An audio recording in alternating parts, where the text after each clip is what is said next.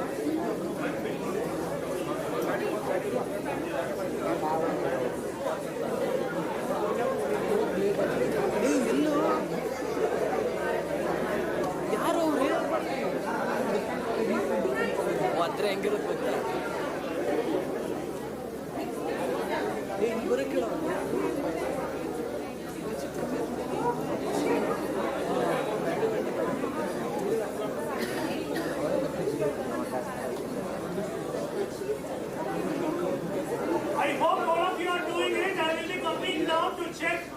Please do not be seated with the same classmates from the same college. Go out, get to know each other, introduce your name, college you are from.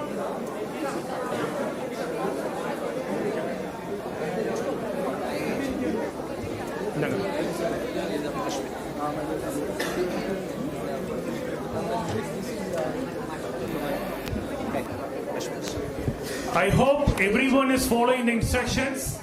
I can see white shirts sitting together. Guys, I'm 6.2 by the way. I can easily see what's happening there.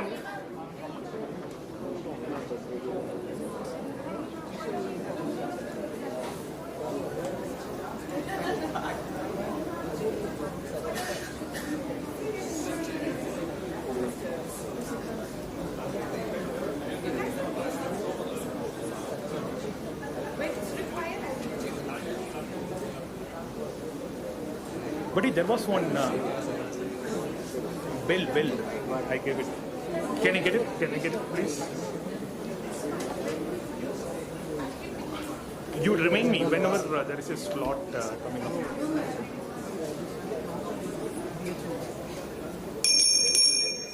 Really? Keep it here, right here.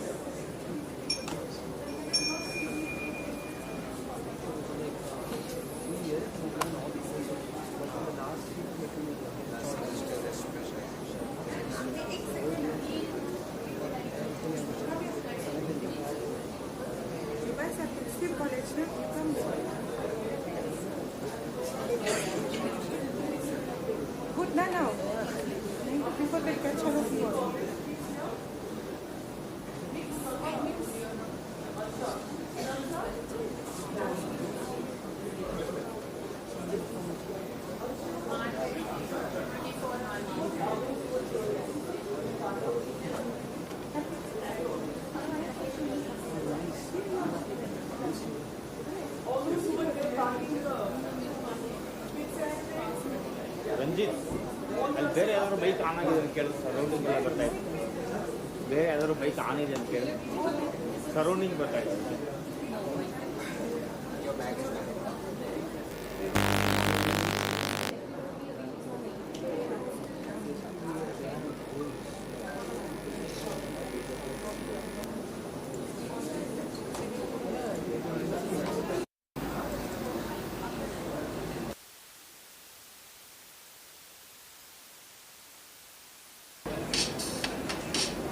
நீங்க சரியா?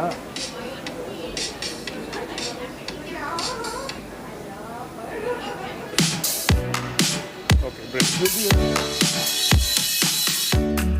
For changing the scene, what we need to do?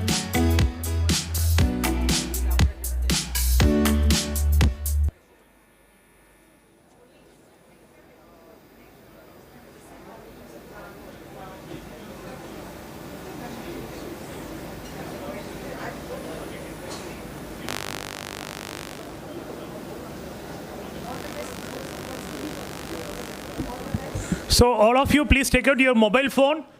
We have exactly another 30 minutes more. We will spend the 30 minutes in a more productive way, because we shouldn't waste even a single minute if you are really supporting sustainability. All of you have taken your mobile phone.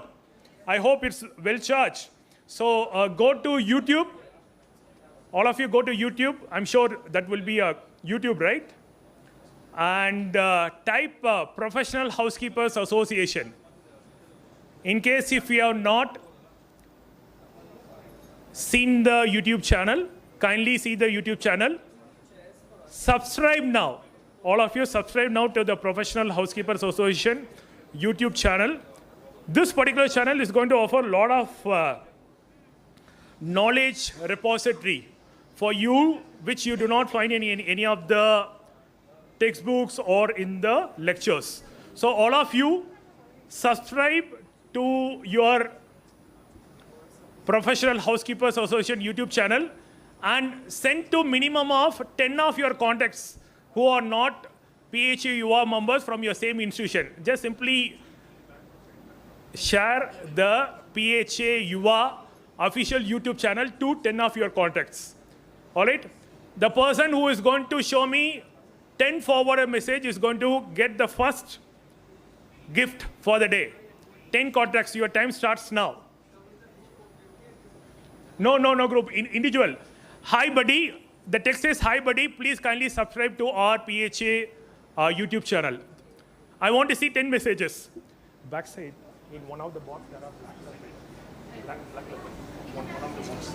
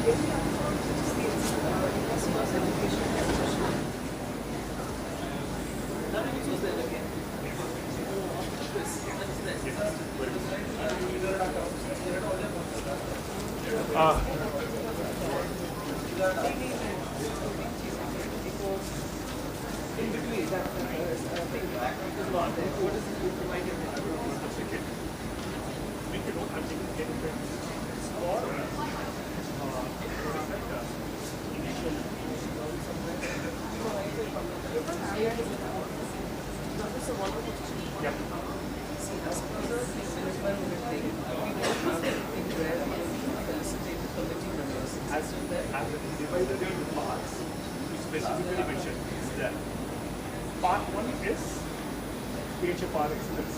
Part 2 is this one. Part 2 is this one. Yeah. So I've made the PPT. so they can Is that? you will handle the whole thing, no? With the committee. Yes, that's a long committee. Anyone completed? You will have to come forward. One person. First person only. Aman, just give a big round of applause to Aman. See, you never know the value of your pen. Your pen is an important weapon which can rewrite the history of not just the nation, the earth. So let's give a big round of applause to Aman for completing the task. Yeah, come. Check the messages. Yes. Show it to ma'am. So those who have not subscribed, please kindly subscribe, number 1. Number 2, if you are seated with the same classmate of the same institution, now you are going to be fined. Okay, I'm going to come around in next 1 minute. If I see somebody sitting from the same institution, I'm going to collect the gift from you now. 30 seconds.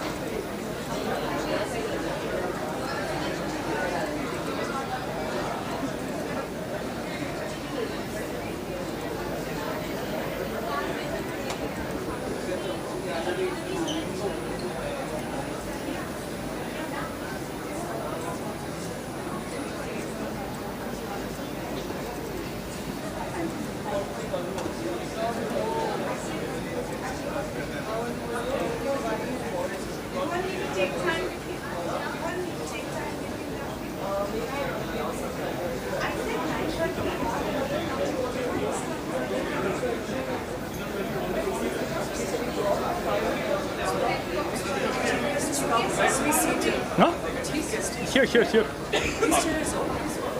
Nothing. The center table only. It's all correct. Yes.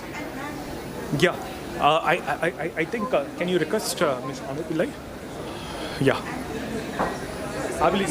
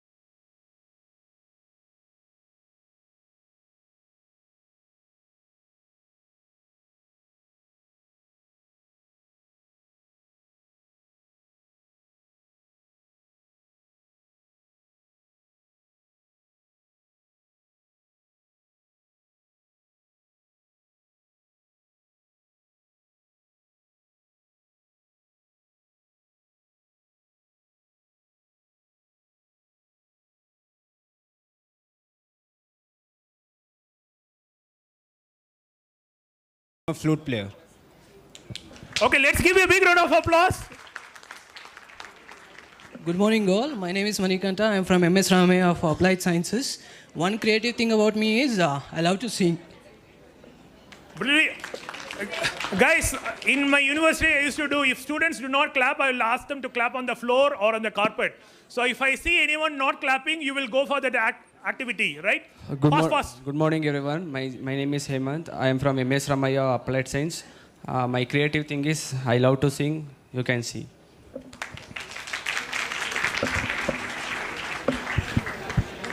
Hi guys, my name is Osha Dongre and I am from HOUSEKEEPING Bangalore.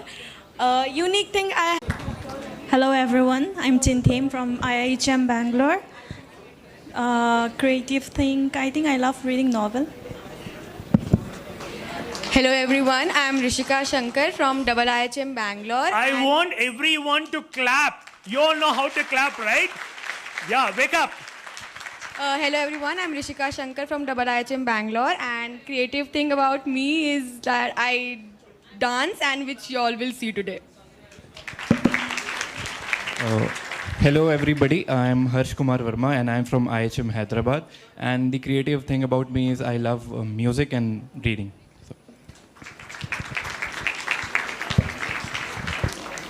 Good morning everyone, present out here. My name is Binasha and I am from International Institute of Hotel Management, and I love dancing. Thank you.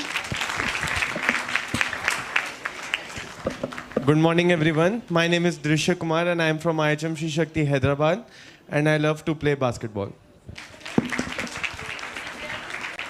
Good morning everyone. Myself Anish from Ramaya University of Applied Sciences, and I love to sing. C College, awesome question. I'll break. Good morning, everyone. My name is Jitin P. Philip. I'm from IHM Hyderabad. I like trying new hobbies, and that's creative about me. Good morning, everyone. My name is Steve. I'm from IIHM Bangalore. And creative thing about me, I like to travel, I guess. Good morning, everyone. I need more energy, people. I'm telling you. Yeah, come on.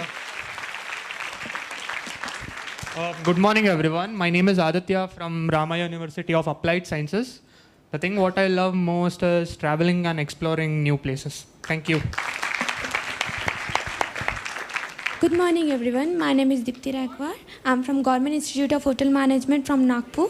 And the creative thing about me is I like to write stories. Brilliant, brilliant. Good morning, everyone. My name is Anand Venugopal. I'm from Ramaya University of Applied Science. And the creative thing about is I'm a video creator. Thank you. Good morning, everyone. My name is Dhruv Kachpiye. I am from GIHM City, Nagpur. I am creativity makeup artist.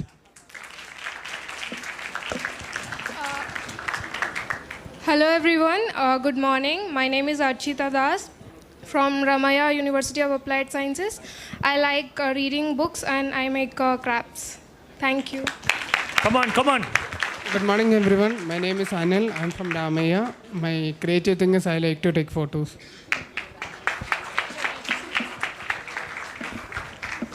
Good morning, everyone. I'm Gokaraju from Ramaya University of Applied Sciences. I'm a good chef. Good morning, everyone. My name is Mohammad Hossain Sheikh. I am from GIHM City, Nagpur. I love filmmaking and storytelling and script writing.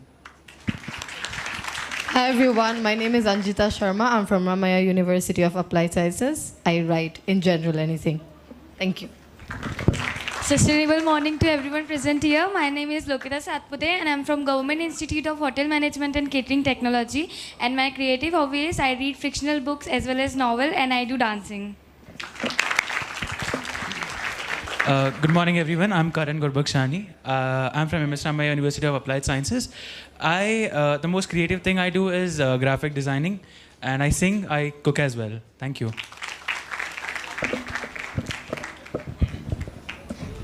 Good morning, everyone. My name is Aman Kumar Pathak. I am from IIHM Bangalore. And the most unique thing in me is there is nothing called stage fear in me, and I love communicating people. Hi everyone, my name is Disha. I'm from Ramaya University. I like to do mandala art and baking also. Hi everyone, my name is Lakshita and I'm from IIHM Bangalore. And one creative thing about me is I like painting. Sustainable morning, everyone. I am Ayan Khan from GIHM City, Nagpur, and I am a boxer. Very good morning to one and all present here. Myself Shrey, and I am from IHM Bangalore. And one creative thing about me is I can sing good and dance well. Thank you.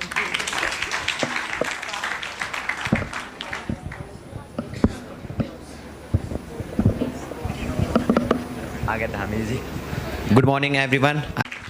Good morning, everyone. My name is Pallavi Salbade. I'm from GHM City, Nagpur, and I'm a dance choreographer. Good morning, everyone. My name is Racha, and I'm from AIHM City, and I'm an athlete, and I like painting.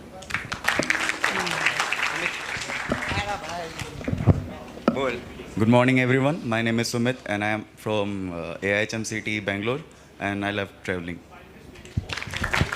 Good morning, everyone. I'm Shala Singh from Government Institute of Hotel Management and Catering Technology, Nagpur. The creative thing about me is I love doing bottle painting and I'm good at dancing. Thank you. Good morning, everyone. My name is Shivani and I'm from AHM City, Bangalore, and my hobby is singing. Good morning, everyone. My name is Shreya Paryal and I'm from GIHM City, Nagpur. The creative thing about me is I love dancing and exploring new things. Thank you. Good morning, everyone. I am Parashmani from AIMS Institute. I like meeting new people. Good morning, everyone. My name is Muhammad Roshan. I'm from C College. I like playing football.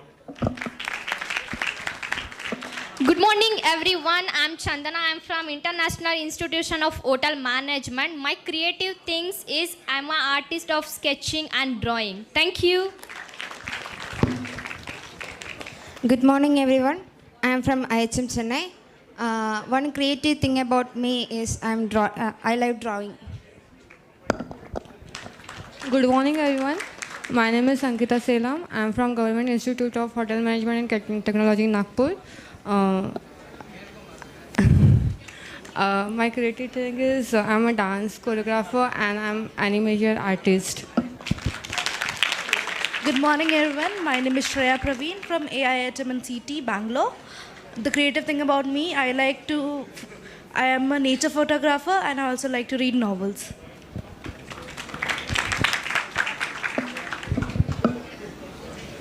Good morning, one and all present here. My name is Palakship and I am from AIHM City. I love to play football and dancing.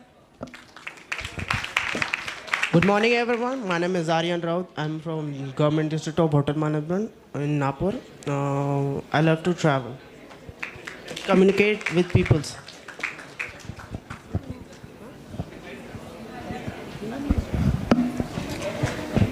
Good morning, everyone. I am Alankrita Datta from Army Institute of Hotel Management and Catering Technology.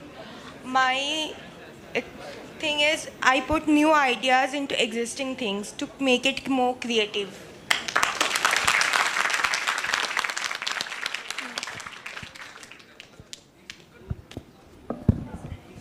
Good morning, everyone. My name is Kashish Dabir. I'm come from GHM City, Nagpur, and creating thing about me, exploring new places. Good morning, everyone. My name is Sumit Hazare from Government Institute of Hotel Management and Catering Technology, Nagpur. I love to interact with new peoples.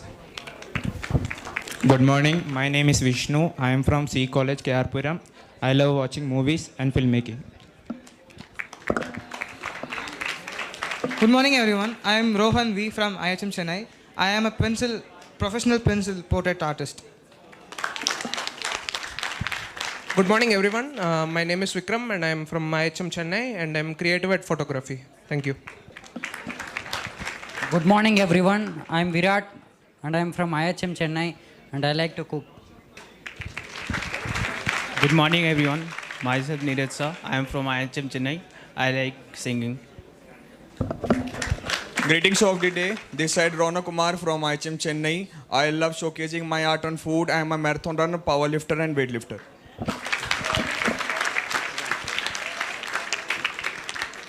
Good morning to one and all. Myself Ayush Evle from IHM Chennai and I love to listen music and play cricket. Thanks. Good morning, my name is Tejas Kulkarni. I'm from IHM Chennai. I like music and traveling around the world. Greetings to everyone. This is Vishal Rajgopal from IHM Chennai.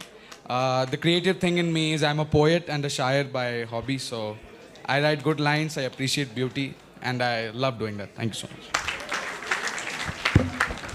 Yeah. Good morning, everyone. I'm Vihan. I'm from AIMS Institute, and I like traveling. Good morning, everyone. I am Nikhil Ahmed. I like to play cricket. Morning, everyone. My name is Lalit Thakur, and I'm from IHM Chennai. So I love trading, investing, and I'm an hodophile. And my short-term goal is to be a professional skydiver. Thank you.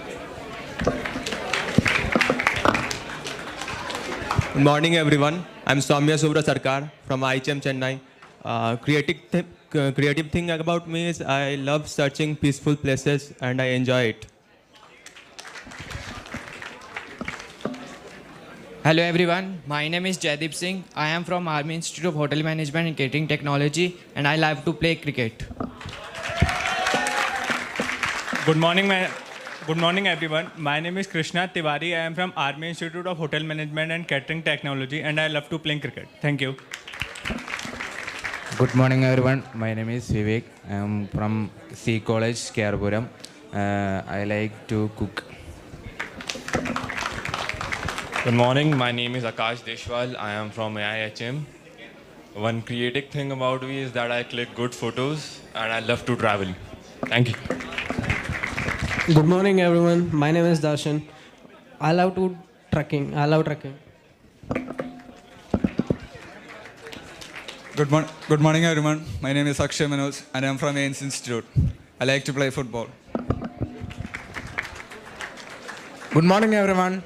My name is Arjun Nair. I am from Army Institute of Hotel Management and Catering Technology, and the creative thinking in me is painting and photography. Good morning, everyone. My name is Kiran Krishnan. I am from C College, Kerpuram. I love to eat.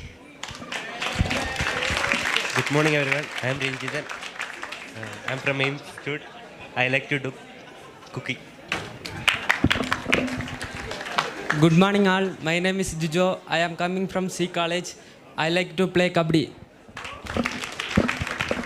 Good morning, everyone. My name is Sanjay, and I am from Army Institute of Hotel Management and Catering Technology, and my interest is in playing basketball.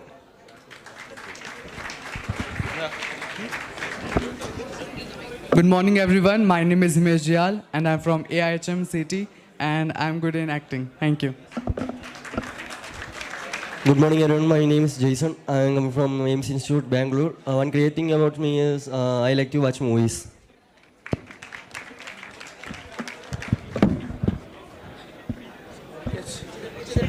पीछे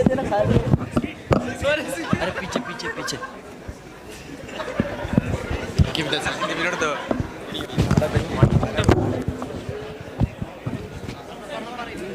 Hello. Hello. My name is Shinoy. I'm from C College. I love to play football. Good morning, everyone. My name is Ashan. I'm coming from C College, Bangalore. I like hearing music. Good morning, everyone. My name is Arun VS, and I'm come from C College of Arts, Commerce and Science, Bengaluru. And I like to cook, and I love to play video games. Good morning, everyone. My name is Mohammad Mustafa from C College of Commerce and Arts School. I like to playing football. Good morning, everyone. My name is Adil. I am from C College, Kerpuram, Bangalore. I like food. Good morning, everyone. My name is Suraj. I am from C College. I just like to travel.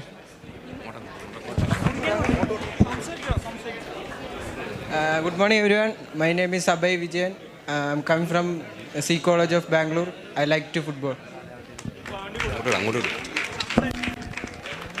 Good morning, everyone. My name is Adityan. I am from C College. I like to cook. Good morning, everyone. My name is Irfanul Haq. I am from T Zone College. I love traveling. Good morning, everyone. My name is Rindu. I am from T. John College, Bangalore. I like to travel and listen to music. Good morning, everyone. My name is Thompson. I'm from T. John College. I love to drive. Good morning, everyone. My name is Daya Xavier. I'm from T. John College. I like to interact with people.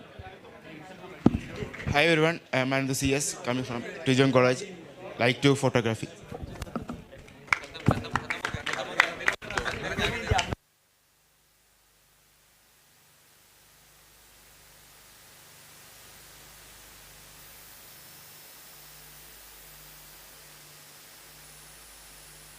Good morning, guys. I'm Krishna. I'm from C College, and I love to play basketball. Good morning, guys. I am from C College. My name is Aman. My creative thing is I am a powerlifter.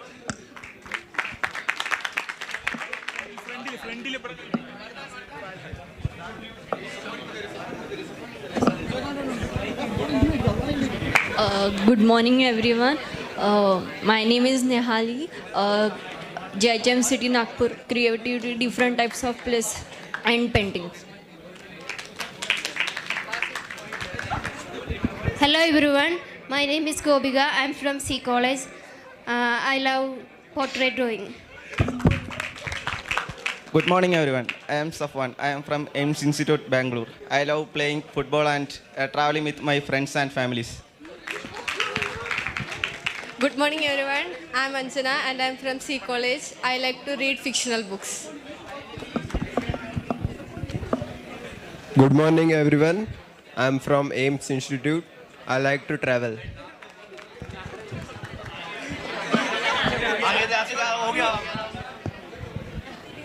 A very sustainable good morning to all of you. My name is Payal Sonkar from Government Institute of Hotel Management and Catering Technology. One of the most creative thing in me is I create new things from waste material. Thank you.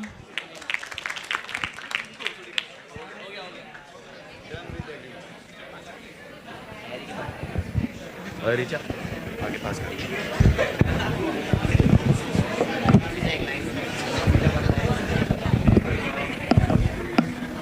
You do it?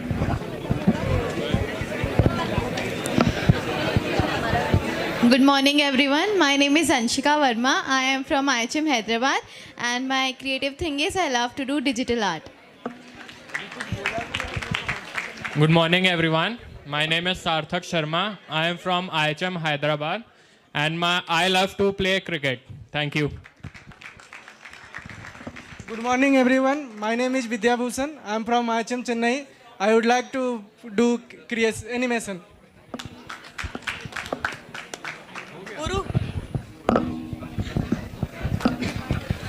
Hi, good morning, guys. I am Puru Kumar from IHM Chennai. And about my creativities, I am a vlogger. Thank you very much.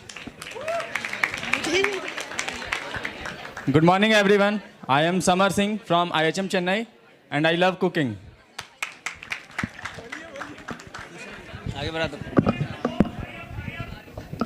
Good morning, everyone. My name is Rohit Kumar from IHM Chennai, and creative things about me is I love pencil arts and sketchings.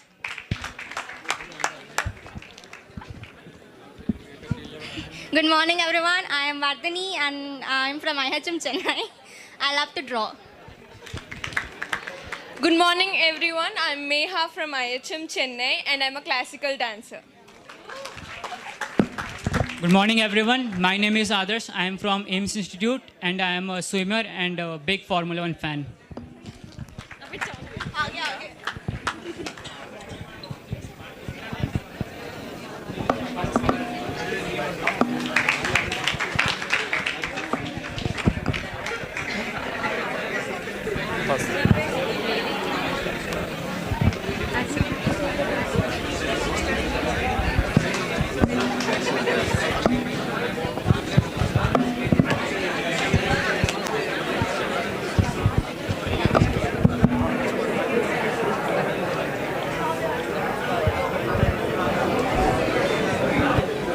Happy sustainable morning, everyone.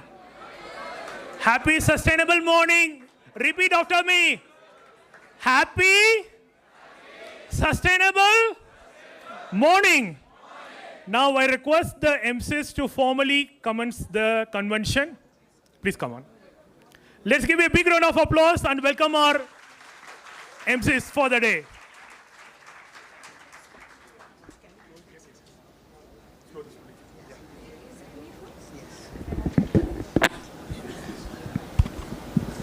A very good morning, dignitaries, general managers, accommodation managers, executive housekeepers, dear Yuvas, business associates, and all the guests from the fraternity. We cordially welcome you all to the 4th Young Visionary Housekeepers Convention. We are celebrating the 6th anniversary of PHA Yuva. Till the meditation session. All right, done. We are responsible for what we are and whatever we wish ourselves to be. We have the power to make ourselves. If what we are now has been the result of our past actions, it certainly follows that whatever we wish to be in the future can be produced by our present actions. So we have to know how to act. These were the words of Swami Vivekananda. Your hosts for today are Anirudh K. Alur from Ramaya University, and I am Khushali Adesra from IIHM. Happy to see the proud Yuva members from across the country. Once again, it's a great pleasure to have veterans, experts, panel members, guest speakers from the housekeeping fraternity, and of course, most importantly, happy to see students under one roof for this prestigious meet.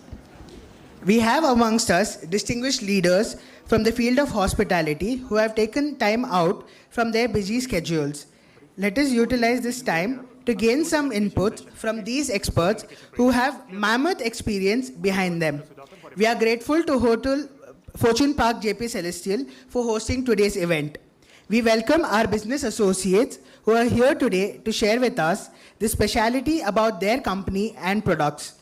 Their inputs are going to help us widen our knowledge about the current trends in the industry. We wish all the participants a very fruitful and productive day. Just before we start the proceedings, we would like to remind everyone that the participants are requested to kindly be seated all through the event. We request you to please put your mobile phones on silent throughout the event. Let us minimize interactions amongst the audience so that we are able to pay attention to the speakers on the stage. We also have a small request for the resource persons for today. Every event is time scheduled, and when the event is overshooting the time given, a buzzer will be pressed indicating the end of the time earmarked for it. And the speakers are required to conclude in the next 1 minute. This, we promise, will help us manage time as per the agenda and will help us wind up as per schedule. I request Dr. Sudhagar to take the event forward with the meditation session. We have people traveling across India and the leaders who are sparing their valuable time out of their busy schedule. So it's very important we have full attention, concentration, and motivation of all the participants of this particular convention. So we will be commencing this convention with a mindfulness meditation session. I'm going to play a small 5 minutes video. I request everyone to relax yourself completely. Keep all your mobile phones on the phone. Keep your backs down. Relax slowly. First, relax. Take deep breaths. Take deep breath.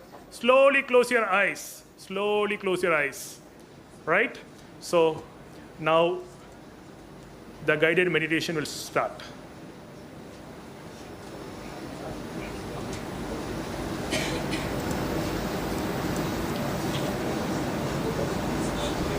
Whatever that looks like for you.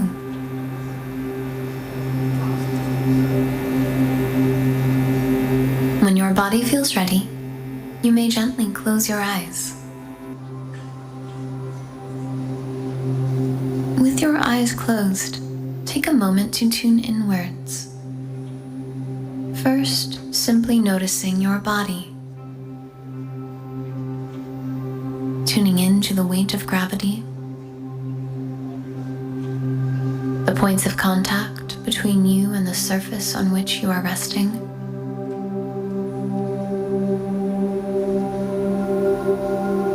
What else do you notice?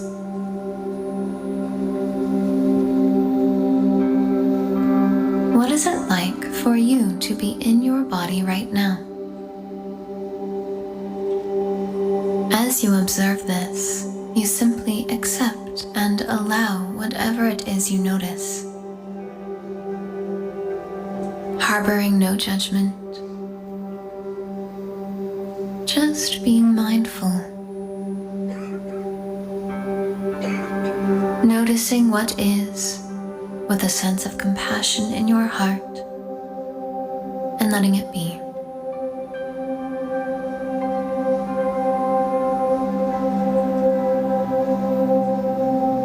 Continue to do this now with your breath as well as your body. If you haven't already, begin to tune into the sensations of breathing.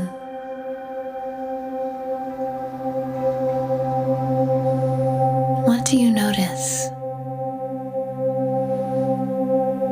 Just observe, accept, and allow. No judgment.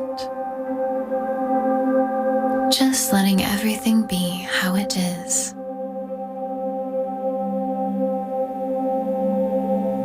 As you stay mindful of your breath and your body, with a sense of compassion in your heart.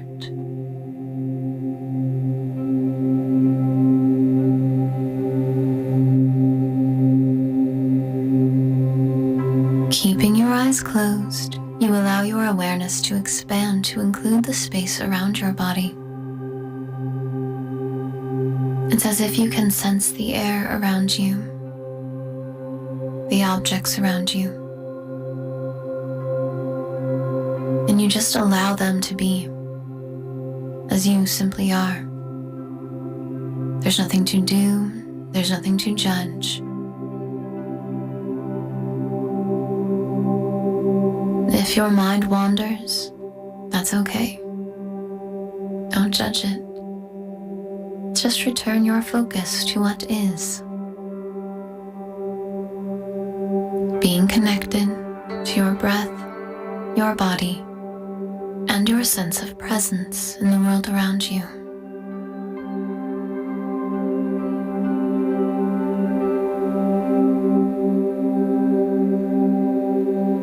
You let everything simply be, including yourself.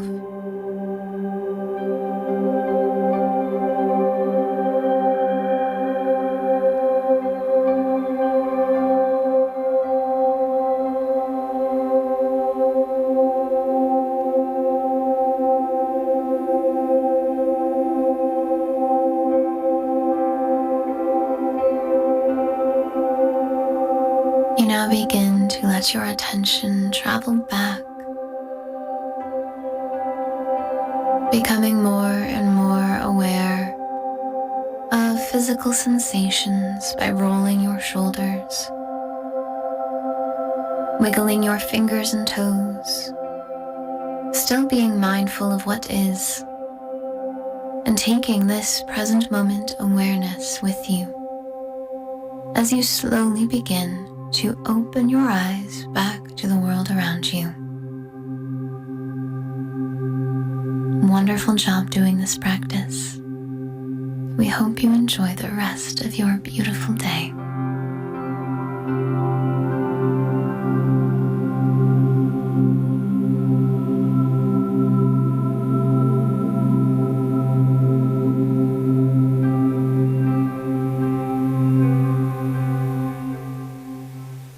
Now slowly take both your palm. Yeah, rub slowly, steadily until the fire comes. Yeah. Now keep both your palms on your eyes. Slowly let the fire goes in and activate every atom of your body for a full attention of today's convention. Brilliant. Thank you, everyone.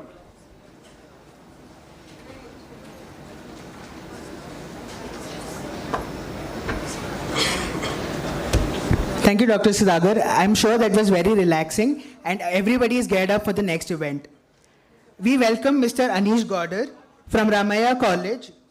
Please render the prayer song, requesting all the guests in the hall to rise, please.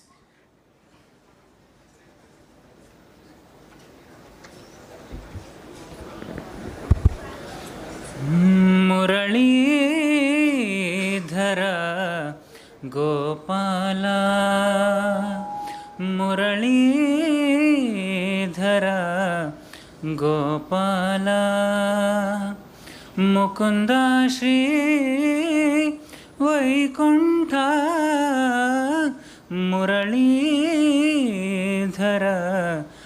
Gopala ಎಳವೆಯಲ್ಲಿಯೇ ಹಸಿಬೆಣ್ಣೆಯ ಎಳವೆಯಲ್ಲಿಯೇ ಹಸಿಬೆಣ್ಣೆಯ ಕದ್ದವನಿ Shrikrishna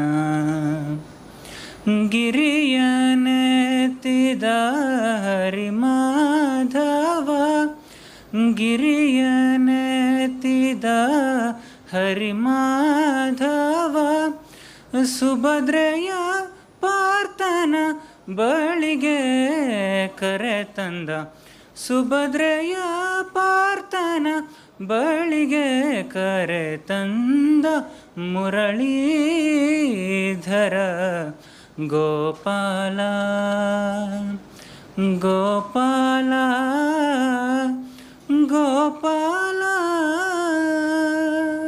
Thank you. Thank you, Anish. I request everybody to please be seated.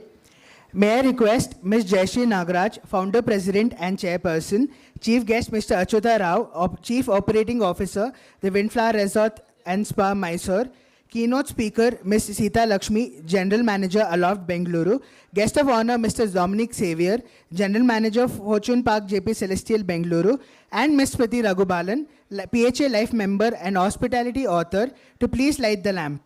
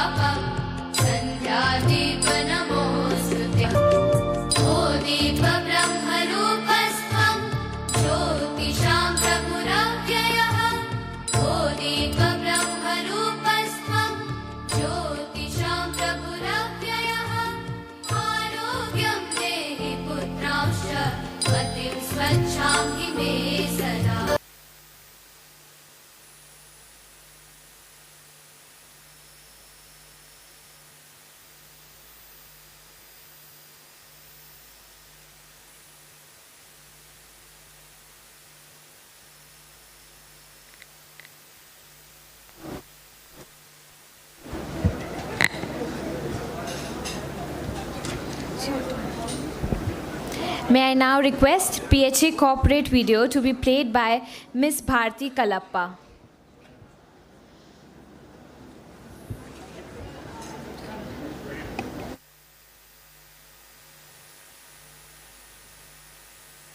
Hi everyone. Good morning. My name is Bharti Kalappa.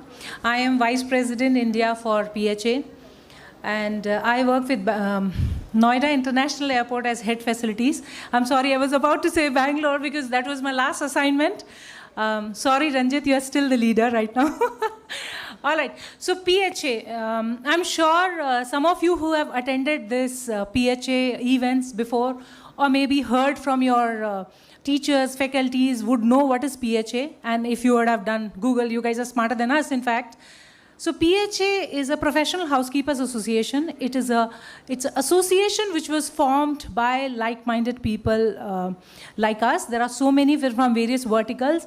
We all came together and decided, why not we all gather and make an association, form an association in which we would like to share our resources, best practices, candidates, whatnot. Because, anyone who's the head of one particular hotel, person is a head housekeeper for one particular facility, the person is working with airlines. So all these people have resources, they have connects, they have vendor partners, they have lots of things. And these things, if it is shared on an equal platform, then what happens? We bring in the change in a different way. So today, because of PHA, you guys are here.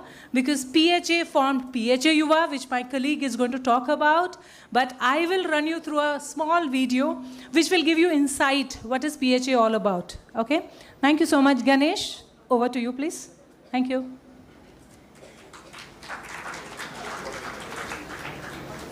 PHA! PHA! PHA! PHA!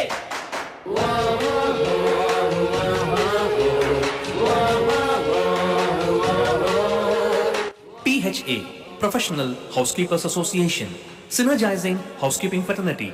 How a journey of many miles started. Welcome home for people.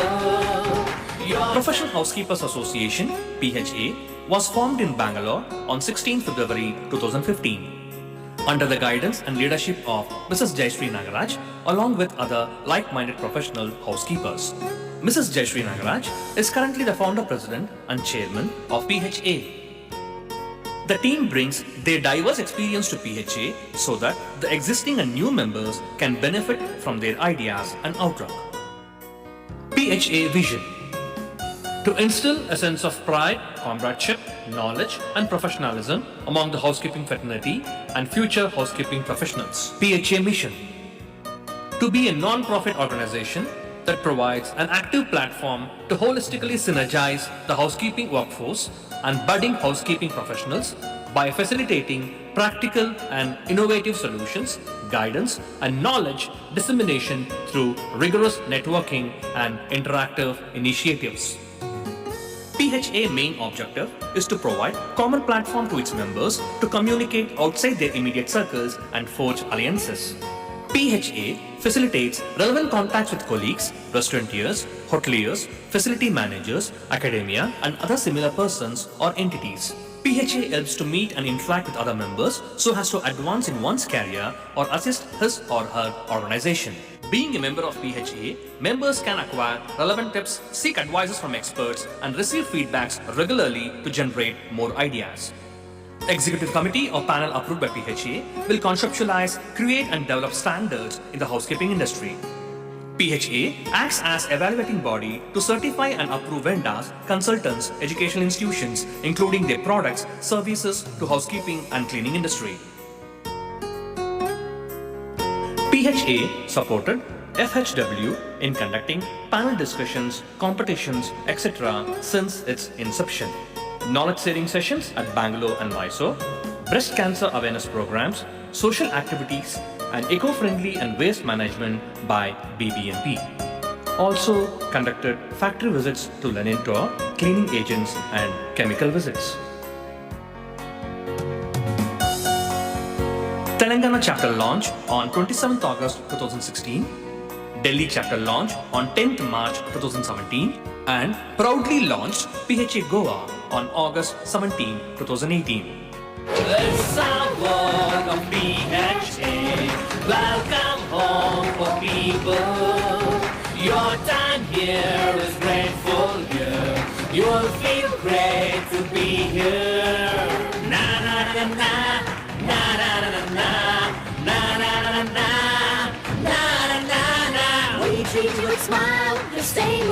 side.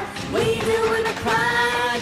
This is our life. Yeah, it's a rocking career.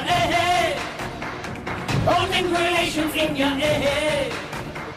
Run the clock on the. Had the privilege to be invited as a special delegate by SICA, South India Culinary Association, HPMF, Hotel Purchase Managers Forum, and CCD, Compact and Commercial Design. PHA attended the FMI, Facility Management International Conference at Bangalore. PHA supported IHE, International Hospitality Expo at Bangalore and Delhi. PHA had the privilege to inaugurate the South Chapter of Hospitality.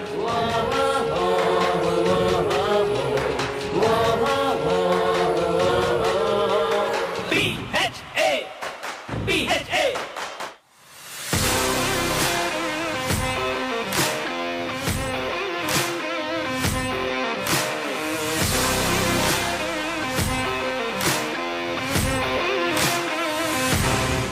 अजं निर्विकल्पं निराकारमेकं निरानन्दमानन्दमद्वैतपूर्णम्. A wise personality has aptly said, a housekeeper is called so because miracle worker isn't an official job title yet. It's indeed a pleasure to welcome you all to this august gathering of eminent housekeepers and industry professionals. It was my dream from past 1 decade. That time PHA was not even born. We were only Southern Housekeepers Club, meant to be in only South and part of Indian Housekeepers Club. Ever since that time, it was my dream that we must have a genius, a wonderful leader like Mr. Vikram Kota. But I don't think hospitality has changed like that post-pandemic. I mean, the core of hospitality is still the same.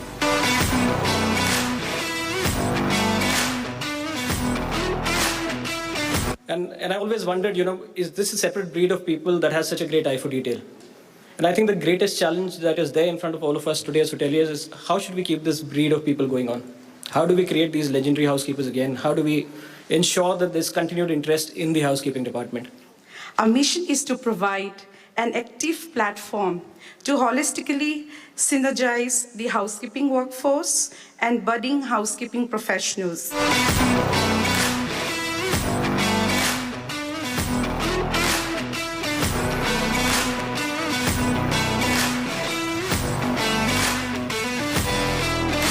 We are launching PHA for Excellence Award today. So this is mainly for the life members right from the day one who is with us and extending their unconditional support, because of which today we are here. We are all always very well placed. It depends on individual how you present yourself.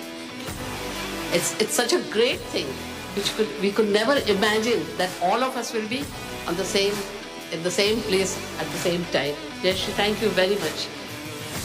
And our profession is never ending, and it is always boosting up and up. And all that we can do for the younger Yuva is to bring them up. Because the hotels, hospitals, industries, they leave a lot of load on the environment by the usage of the chemicals and machines, noise, and even materials. My only request is that please consider to reduce the load on the environment. Many years back, we sat in a coffee shop over a cup of coffee and we spoke about visions of PHA. The coffee went cold, but the idea remained hot.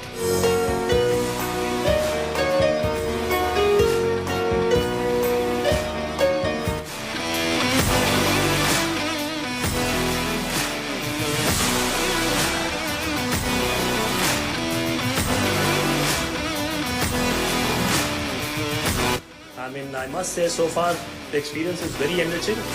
We've seen best of the industry practices, we've seen the most advancements and upcoming technologies in our industry. About systems, but in order to integrate all of this, the most important thing is required is smart innovations in human resources. Robotic is something, it's a great solution, yes. But no robot can replace a human for sure, but it can reduce our work pressure. India has got only 28 trees per person. China has got 146 trees per person. Canada has got 9,000 trees per person. With climate change already at our door, if we don't increase our green cover, we have a lot of problems. Thank you. I request you also all to be with us, bless us, and be with us. Have a wonderful day. Thank you very much. PHA! PHA! PHA! PHA!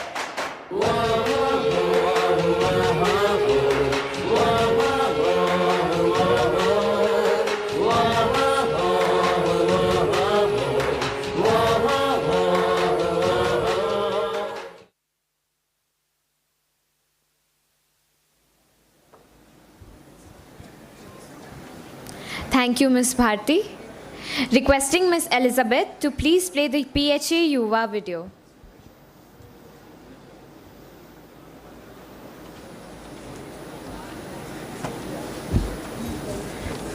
Someone told me it should be sweet and short, so I'll make sure it will be very short. My name is Elizabeth, and I am the PHA PR and Media Executive, so I would like to welcome each one of you all, our esteemed guests, especially the students from different colleges, and also our own life member, PHA family. We're going to talk about the PHA Yuva. PHA Yuva, Professional Housekeeper Yuva, was formed in 2017 on August 9th by our esteemed panel of people, basically founded by right now a chairman, our founder, president and chairman of Professional Housekeeper Association, Ma'am Jayashree Ma'am, and also with a lot of like-minded professional housekeepers, basically the housekeepers from different fields of the industry, and they have formed this platform on 2017. What is it all about? It is basically for you all. It is basically for the students, so that you can have, you can bridge between the academia, especially the student, the teachers can bridge between the hotels, the housekeepers, as well as the industry.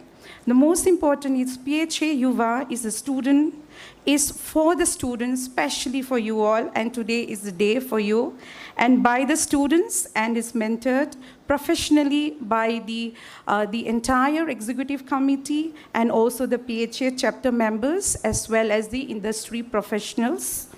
The foremost objective of the PHA Yuva, like the way I said, is the most important, that is bridging the gap between industry and the academia and provide a platform so that you can network with the entire industry people. That's why many of us are here, to meet you and talk to you all. So we will be having a lot of networking time during a lunch and many other. Please make sure that you meet with them, talk to them, learn from them, as also take pictures with them. The last but not the least is the mission of the PHA Yuva is to achieve a path-breaking learning for all the youngsters who are specializing in housekeeping and looking forward to be managers of reputed companies. So thank you so much. I would request the AV team to please play the video. Have a great day ahead to all of you.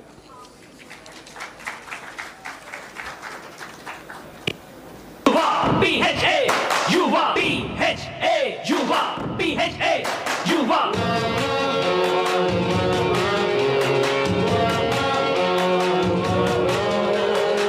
PHA Yuva, Professional Housekeepers Association, PHA Yuva, was formally launched at the grand event on the 9th September 2017 at PES University. The title says it all. It is an offshoot of PHA, constituted as a formal platform for the youth aspiring to be a part of hospitality industry in the core area of housekeeping. Upcoming housekeeping professionals are the major need of the hour. PHA has started a mission which is about connecting with youth and taking the youth up and to take up this housekeeping as profession. We at PHA organize many training sessions which are valuable for our life members. In fact, in 2017, we thought, why not extend this platform to the youth? And that is how was born PHA Yuva, of which I am a proud mentor. I think PHA is doing a wonderful job by spreading a lot of awareness throughout the world about housekeeping. It is the need of today. We realize when the industrial trainees are being posted from the academia, so definitely we would like to support all the educational sectors.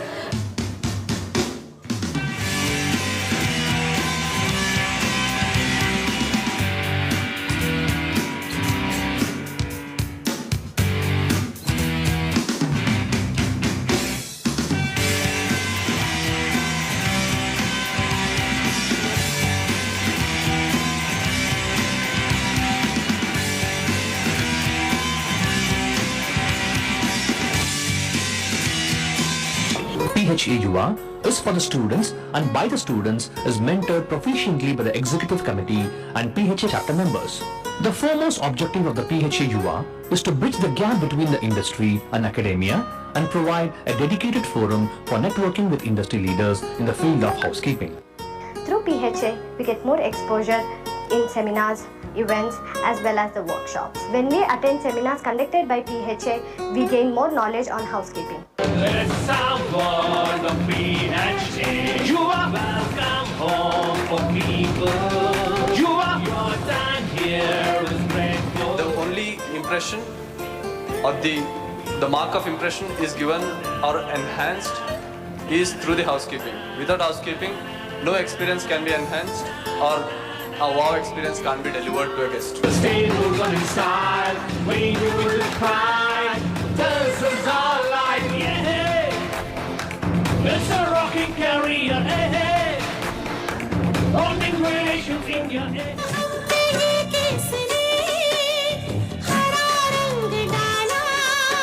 Guru Devo Bhava, without Guru, without the mentor, we cannot move ahead even a bit.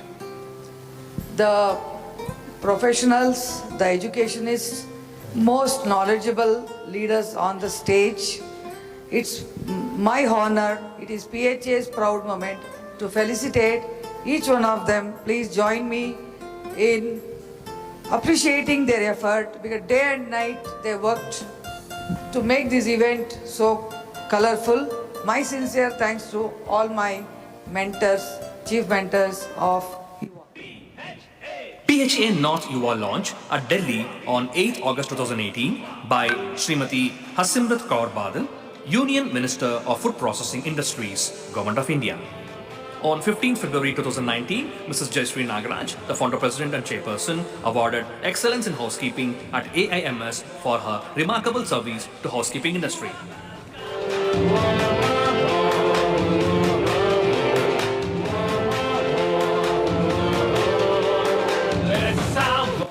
Every small little learning is important. Can we think of giving our trainees an all-round experience of housekeeping? This gives us a motivation, this gives us an inspiration that yes, definitely we would like to spread and we only pray God to give us more positive energy and strength to keep going and keep rocking. We would like to synergize the entire housekeeping fraternity for one common definition. We would love to redefine housekeeping. Run the clock on the move and that's we cheer. Let's say PHA. PHA Yuva. PHA Yuva. I cordially welcome you all to the 3rd Young Housekeepers Convention. PHA Yuva.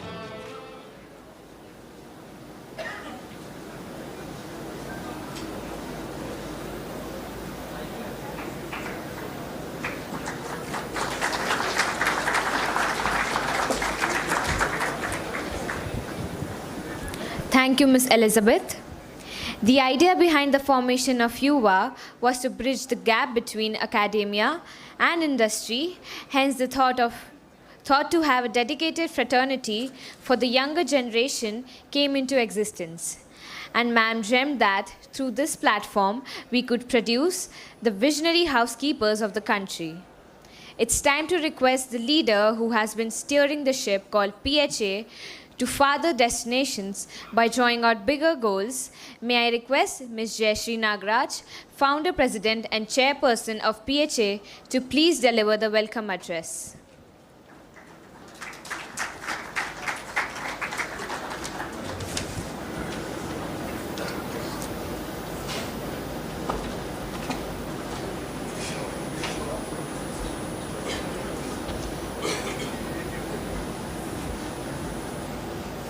Very cheerful morning to each and every one of you.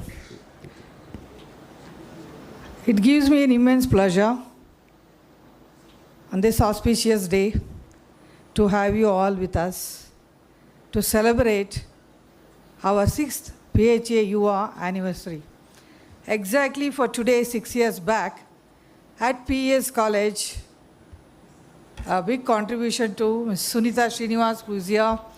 She has hosted this event in her prestigious college, PES College, and one of my best friend, Mrs. Meenu Tognata, the retired divisional ITC housekeeper, inaugurated this. So from then, there is no look back. With all of your great support, year by year, minute by minute, I'm sure we all Yuva members are growing along with us. So proud to say, last anniversary, November, when we have done, November 19th, we have had 300 plus Yuva members from all over India. And today, it is just doubled. We are 600 plus proud Yuva members all over India. We have 60 plus mentors. The PHA life members who teach housekeeping in their respective institutions, we call them as mentors. So they are the bridge between our proud Yuva members and mother body. So the mother body sets a wing. If you have seen the Yuva logo, sets a wing. So the wing is set now. You are all there to take off. So now you need to take off. We just finished our Teachers' Day. If you really are proud Indian, we all believe in Gurudeva Bhava. So this is the tribute our proud Yuva members. Give it to your parents, your gurus, teachers, and your mother body, PHA. Don't ever forget your mother, because for all of you, all the industry leaders from various sectors, they have taken their day off. They have, with their busy schedule, their Augustus presence is here only to have a networking with you, give a good advice, and to make sure that our country, our proud India, will reproduce, 600 hoteliers, 600 visionary housekeepers for the country. So, wish you all a very good luck. Please do not waste this time. Do not miss this opportunity. Okay, please make sure that each and every second of today, you make yourself memorable. Our convener, chief convener of the event, Dr. Sudhakar, is really from past 3 months curated this agenda today, what you are going to go through, and is engaged each one of you, the entire mentors, and you all know what exactly the kind of an effort gone behind this. And lots of industry leaders are put in their effort to make this agenda great grand success. Lots of competitions we rolled out, and lots of knowledge development sessions are done, and these are all tailor-made. None of these kind of an agenda, I proudly say that we copied from anywhere. It is all tailor-made. It's all self-thoughts, what we felt and what we feel that it's a need of the hour. So we have tried to incorporate it. So I'm sure each one of you gain a lot of knowledge and carry lots of memories along with you. And throughout your career, let this day be a very memorable day. See, Mr. Dr. Abdul Alam Khan said that no one will have equal talents. None of us have equal talents, but we all have equal opportunity. So now opportunity you need to grab. It is knocking on your door. Please grab an opportunity. Make sure that our effort, our sincere effort is made fruitful by each one of you. I heartily welcome each one of you here, all our collaborators, all my friends, all my industry leaders, everybody who have been supporting PHA, who have been here virtually. Entire globe is watching the event. I welcome the visual or the participants also. Wish you all a very, very, very memorable day. Thank you very much. Jai Shri Nagaraj signing off.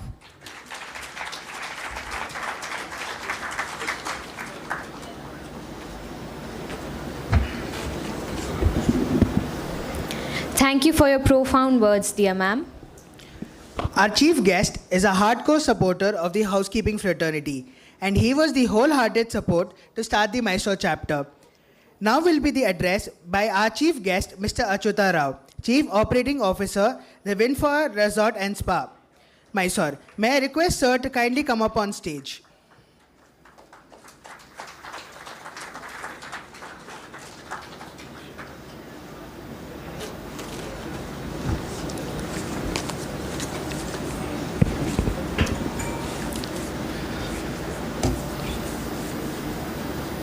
Nice to see all the students out here. My friends, dignitaries and students out here, good morning to you all.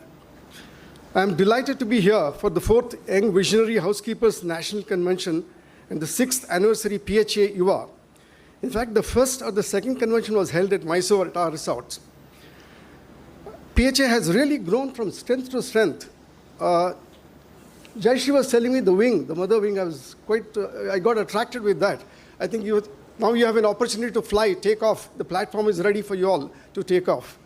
Even before I start my speech here, there is a myth in the industry, hotel industry, that the housekeepers cannot become general managers or they can't go up the ladder versus the F&B managers or the front office managers.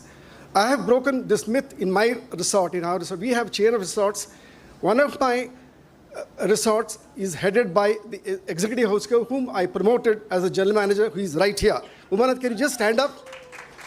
This is just to prove you, all that if given an opportunity, it's up to you how you make use of your opportunities.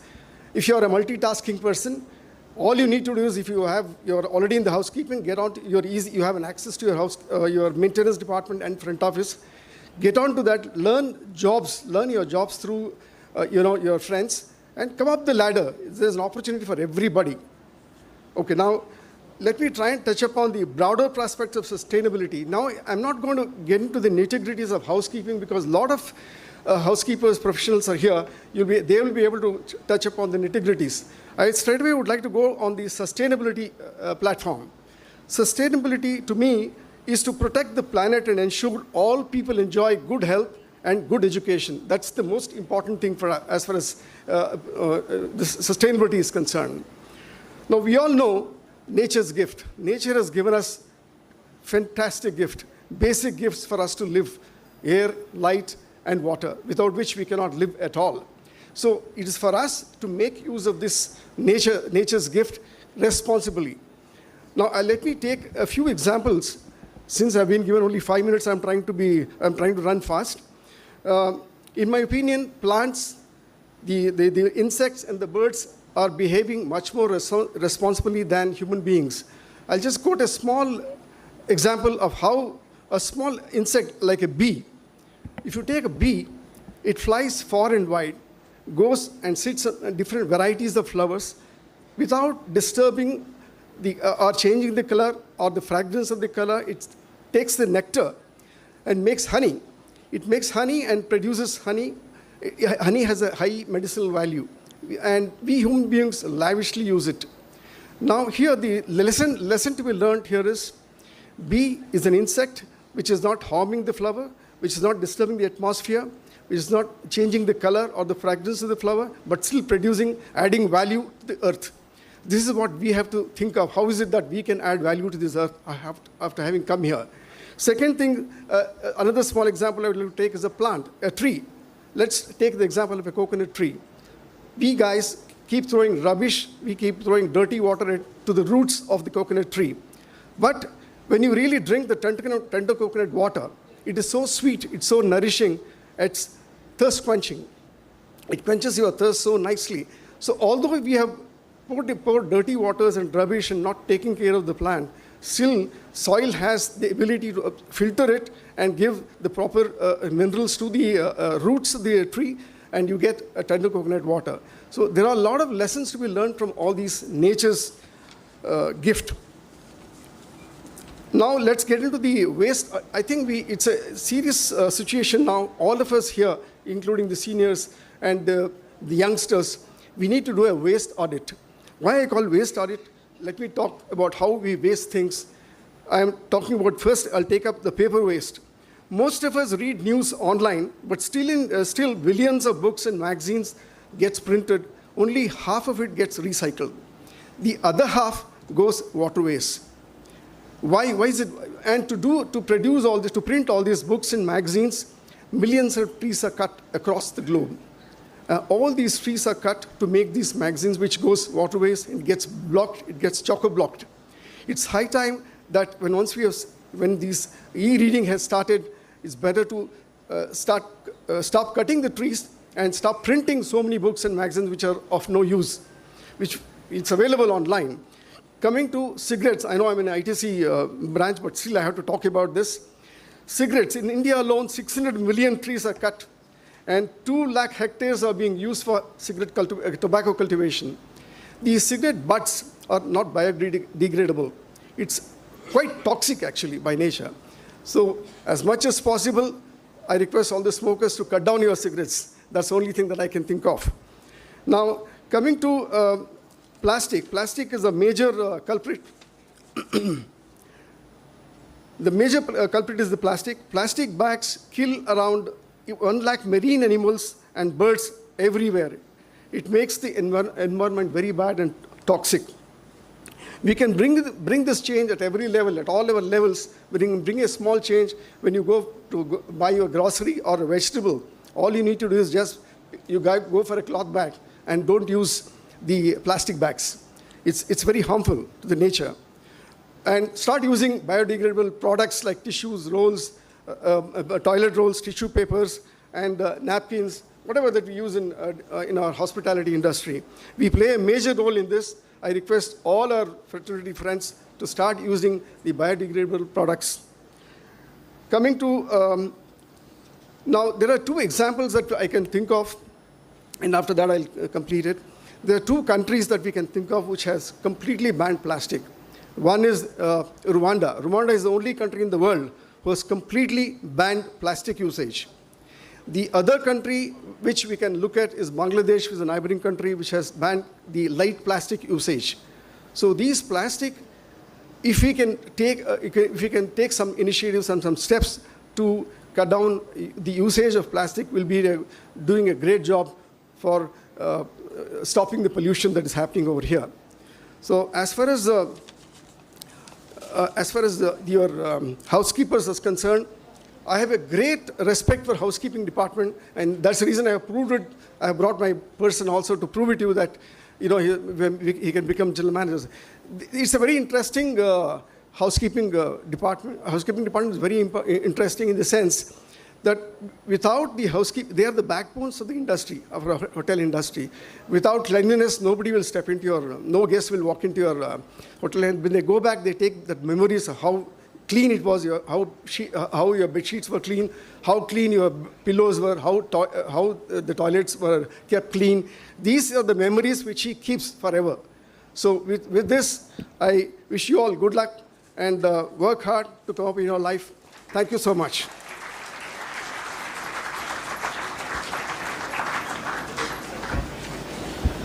Thank you, sir, for those motivating thoughts. Sir, I request you to kindly remain on stage. I request Ms. Jayashree Nagaraj ma'am to kindly felicitate sir.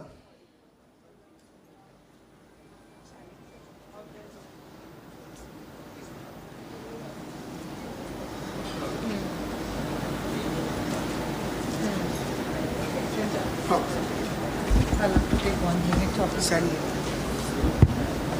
2015 PHA is launched, and 2016 itself we have launched Mysore chapter. So the main architect behind that is Mr. Achyut Rao. He is CEO of Inflow Resort, as you all know. He had made the entire banqueting, the entire event complimentary because, you know, we are a non-profit organization. From there, we developed lots of confidence, and from there, we have started going forward. My special thanks to you, sir.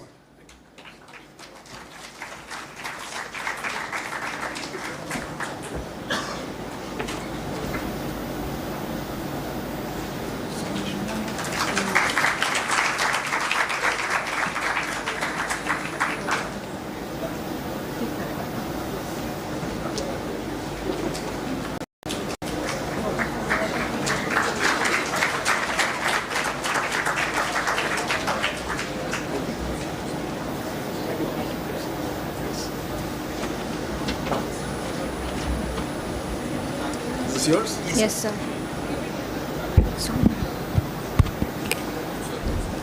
Now we will be addressed by the keynote speaker, Ms. Sita Lakshmi, General Manager, Aloft Bengaluru, Outer Ring Road. A round of applause to Ms. Sita Lakshmi. She is the crown holder of Mrs. India Pride of Nation 2023, first runner-up. Over to you, ma'am.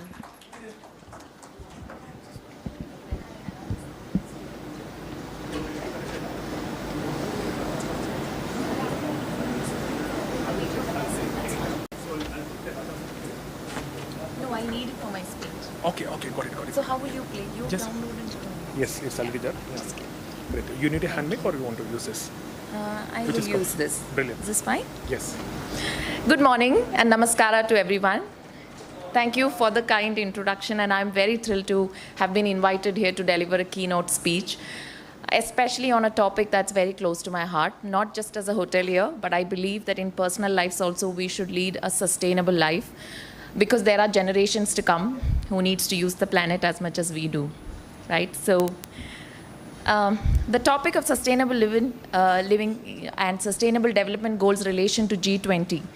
Now you can see on the main screen that we have a theme of Vasudhaiva Kudumpakam, that is one earth, one family, one future.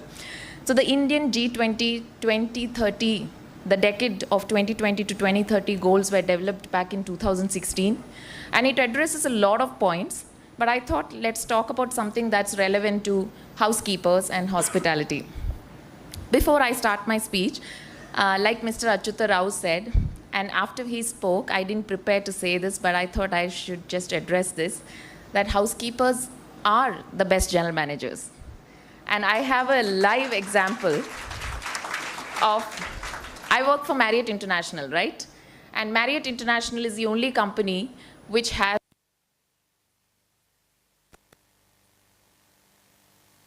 PHA Yuva, PHA. luxury hotels like the JW in Calcutta and many other. But she became Area Vice President for India. Before that, she was Market Vice President for South India and West. So there are many international chains in India that are operating. All of them have a man at the helm of leadership. And she's a lady and she's a housekeeper. Well, congratulations to Umanath, and thank you, Mr. Rao, for bringing that up. I thought it was very important that I said that. So before I get into further details of the G20 sustainable goals and its agenda, I would like to play a very short video from my hotel, just to give you an idea of the sustainable practices that we do at Aloft Bengaluru Outer Ring Road. Can we play that?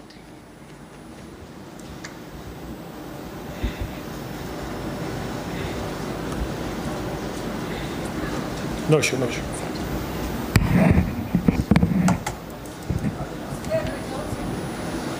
Yeah, you can play. Brilliant.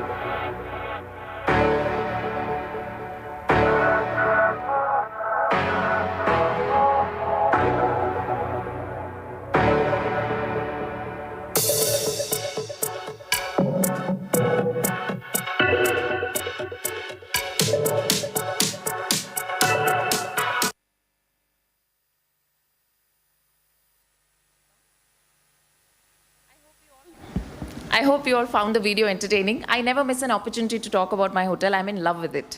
So thank you for watching the video. And when we speak about sustainability, most of us hoteliers think that it's about going plastic free. People who think a little more would think that it's about having a chef's herb garden at the backyard. But sustainability is way more than that. The decade of action that was supposed to be 2020 to 2030, we faced a lot of adversity in the form of COVID-19, and we are still recovering in terms of applying the sustainability practices. You all must be aware that today is the G20 summit happening in New Delhi, and they are discussing probably about the sustainable development goals and how to apply it into action and overcome the delays that we have faced in the past. Now we are seeing a bounce back, and I'm very excited about the 2023 action plan on sustainable development, which will be focusing on areas that would have a transformative impact on accelerating progress towards achievements of all the sustainable development goals. I have taken two topics, as I told you, which is digital transformation and also about gender equality and empowerment of women. Let's take a look at digital transformation. How to grow sustainable practices in digital space.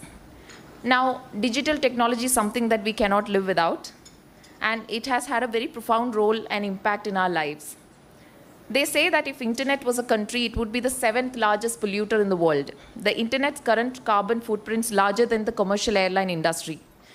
The footprint grows every day due to our increasing global appetite for data. It's on track to generate more carbon emissions which contribute to climate change by 2025 than any country except China, India, and the United States. Google is the world's largest corporate investor in renewable energy. Company operations are carbon neutral since 2007. They also commit to operating carbon free by 2030. This commitment is not matched by many global companies around the world. Now, in my hotel, the digital champion is not IT manager or the chief engineer. It's the housekeeper. Many people ask me why the digital champion is the housekeeper, because I told them that today's world, IT is no longer restricted to IT manager. We all are consumers of digital space, right? So we have the responsibility to understand how digital space and carbon footprints affect our day-to-day life. So as an industry, we are moving to a digital space at lightning speed, and it's important for hoteliers to understand the options to how to be digitally sustainable. Renewable energy is something that hotels are looking at very closely to see how we can replace energy with solar and wind. And now all companies don't have to invest in a solar grid or a wind farm. A green web hosting company doesn't have to generate their own power, and they can pass that responsibility to a certified green energy supplier. At Aloft, that's what we are going to do starting 1st October. Now, the second point in relevance to Sustainable Development Goal is implementing sustainable, inclusive, and just transitions globally while leaving no one behind. Do you know how much is the gender ratio of men to women in hospitality space in India? Any idea? I know this is not an interactive session, but just for my understanding. 1 to 20, okay.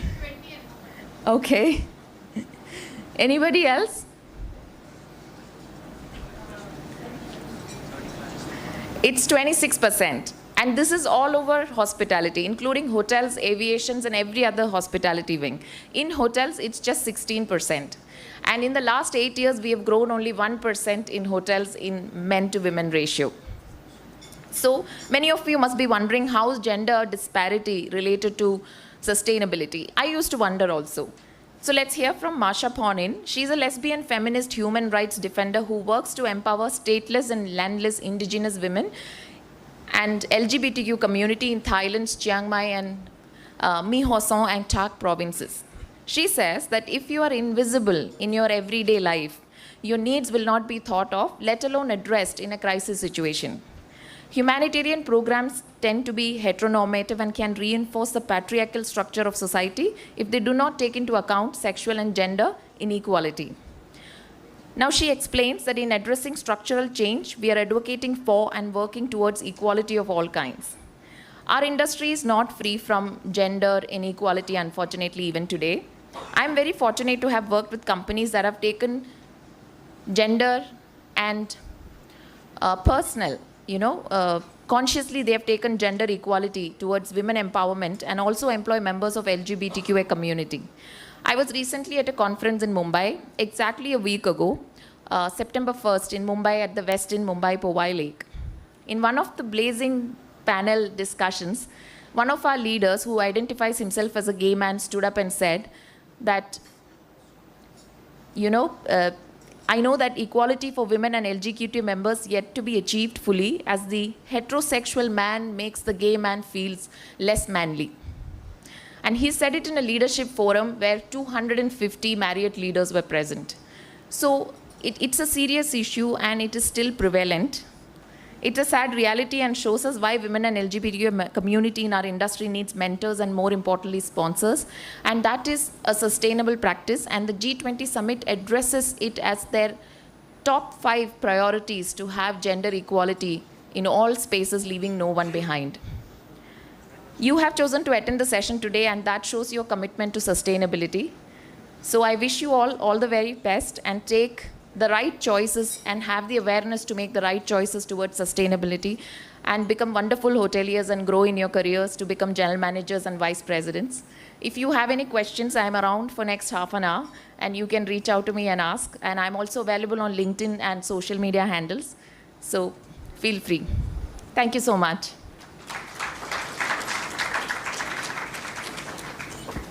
You have to stay there. Okay, sure.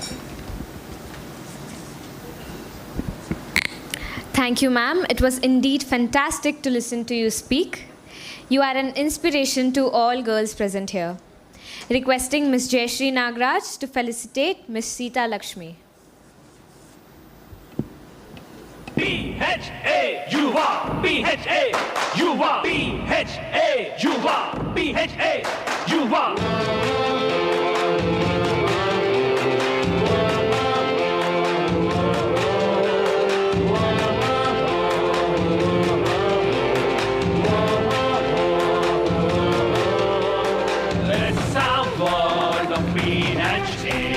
Welcome home for people.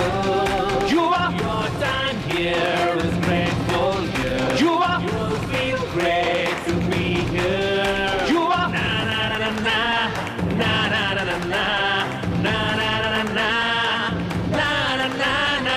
We treat you with smile. You'll stay. It's very nice of Miss Sita. It's very nice of Miss Sita, who had offered you all lots of guidance. Now, on behalf of PHA Yuva, if I may request you, Ms. Sandhya Anil, who is our chief mentor of Yuva entire nation, I request her to be in touch with you in case for any property visit or your guest lecture to our Yuva or any industry knowledge support. I request you to be with us. It will be my pleasure. Thank you so much. Thank you all. Thank you.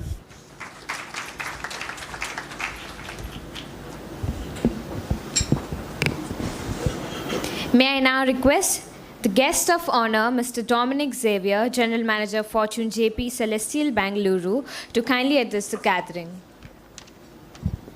Good morning, all of you. I'm very happy to see the group of housekeeping professionals under one roof.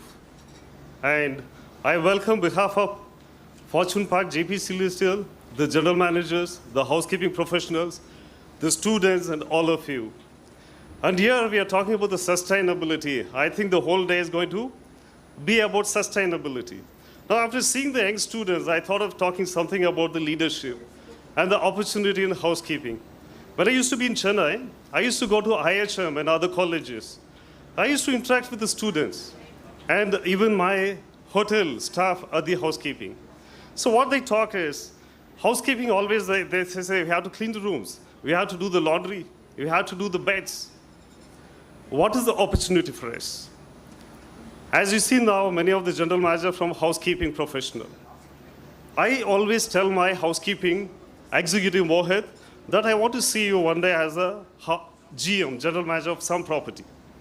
So what I used to tell the students, What you're going to do today, after 5 years, you're not going to do. After 5 years, what you're doing, after 10 years, you're not going to do. Because each and every day, our responsibility changes. For this, what you have to think is, you have to choose housekeeping. There is nothing wrong in it. Front office, more preference. Production, more preference. Service, more preference. But housekeeping, we don't prefer much. But this has to be broken. We have to choose housekeeping. To become a general manager, or to become a housekeeping, corporate housekeeper, or any other leadership in the housekeeping professional, we must have a vision, clear vision, what you want to become. Nowadays, I see in the younger generation, we do not have any vision. We do not have any goals. We do not have any values for what we do it. We come, do the job, we go. And I see in the hotel industry, everybody, most of them, they work for the certificate, not for the knowledge. So what I want to tell you and share with you is, each one of you must have a vision. You see the great leaders here who has spoken now and who's sitting here are the general managers. They all had a vision one day. Without vision, we cannot reach anything. What his vision is, what you want to become one day, where you want to stand one day. So, you must have a vision that you want to become GM, is you'll become a GM. You want to become a corporate housekeeper, you'll become a corporate housekeeper. You want to become a VP, you'll become a VP. So vision is something, your imagination. Then next come to the goals. Goals are nothing, action plans to become whom you want. If you want to become a general manager, you have to work hard to become a general manager. It is nothing so difficult. Just you have to go into that, you have to take the challenges. Now, we are in the responsible of producing the leaders. We are all leaders. Leaders' primary responsibility to produce leaders. So we are all here to help you out. So any goals, any vision, without culture values, culture beliefs, we cannot reach it out.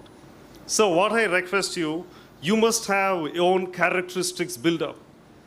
As a hotelier, as a leader, we have a lot of characteristics, healthy characteristics. We have to adopt that. We have to look onto our goals and vision. Then one day you'll become a great leaders. And I appreciate Ms. Nagaraj that she's organized a wonderful event on our property, and wish you all success for the event. And thank you very much.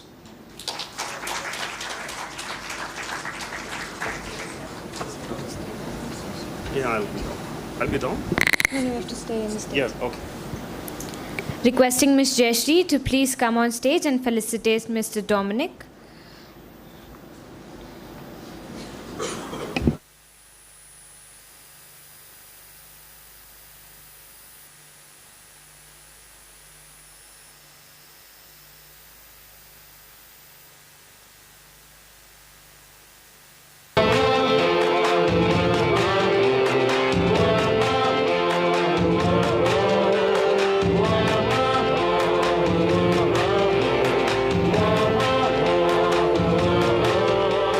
Let's have all the PHA Yuva. Welcome home for people.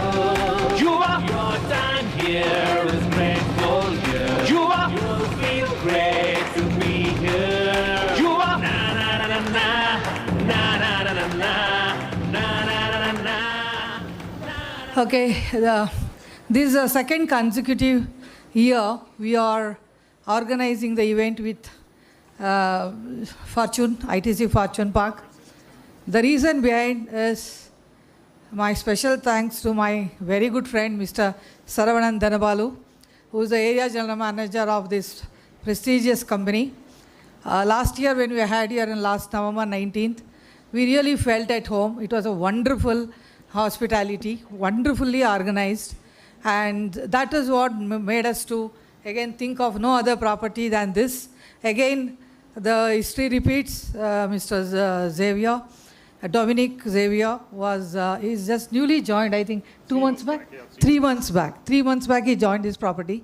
But he never made us feel that he is new, the team is new, because his team is very dynamic, very wonderful, excellent rooms, very good accommodation, very good breakfast. We are pampered, actually. Thank you very much, sir. Special thanks to you. Thank you. Done, right? Thank you.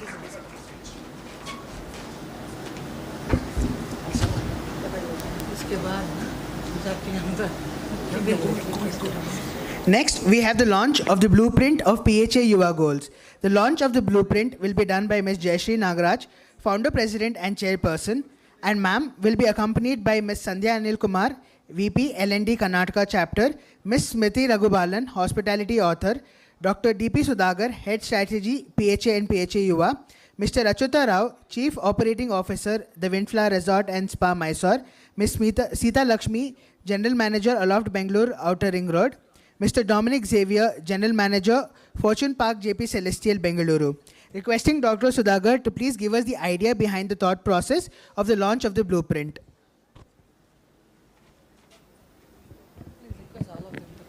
I request all the members called up now to come on the stage. All the members. In today's scenario, if we want to be successful, merely having a hotel management degree is not going to be sufficient. What we are going to study as part of the hotel management program, it's not sufficient for you to develop a vision where you are going to be highly successful, not just in the nation, but across the globe. So what we have done is we have brainstormed with the general managers, CEOs, executive housekeepers. We have come out with 15 unique goals, which each one of us needs to focus on in order to develop all the PHA Yuva here to be a global leaders. We want all the Yuva to be a global leaders. So in this PHA Yuva goals, you are going to have 15 unique goals which can be used by the PHA Yuva members, hotel management colleges, the professors, head of the department, and also the executive housekeepers, which we are intending to achieve by 2030, right? So now the countdown of launch of PHA Yuva goals 2030 will start. I want all of you to join together, do the counting of 10, 9 till 1, right? Are we ready? Yes. So we have created a sustainable board. Sir, over to you.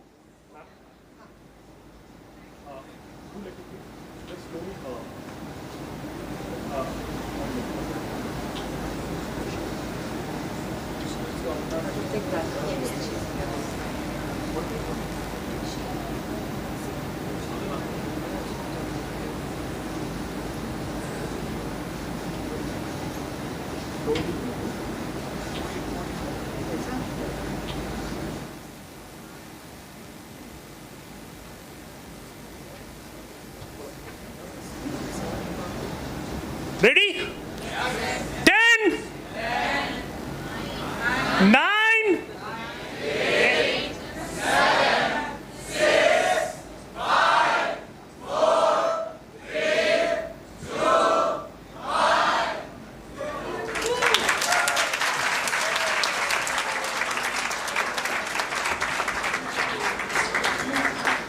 Brilliant. So these goals will be shared officially in all the platforms. I request everyone to adopt these goals, ensuring that each one of you sitting here are not just ordinary hoteliers, but you're all going to become a global hoteliers. I thank PHA and PHA Yuva and all the leaders for being a grand launch of our PHA Yuva Goals 2030. Thank you. Thank you, everyone.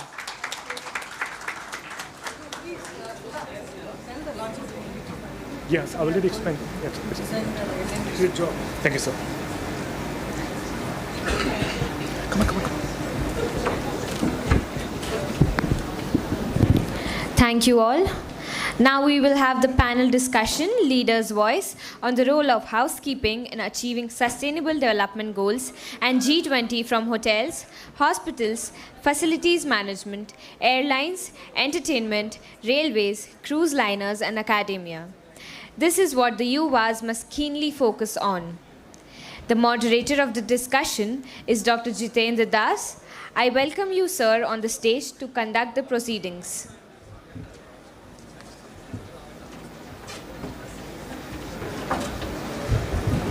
I request all the Yuva to pay full attention. I do not want any kind of distraction. This is going to be one of the beautiful panel discussion where you have leaders from every vertical of housekeeping. I hope I can have full confidence. Are you all ready? Yes? Brilliant. Over to you, Dr. Jitendra. Yeah. You are using this mic, right?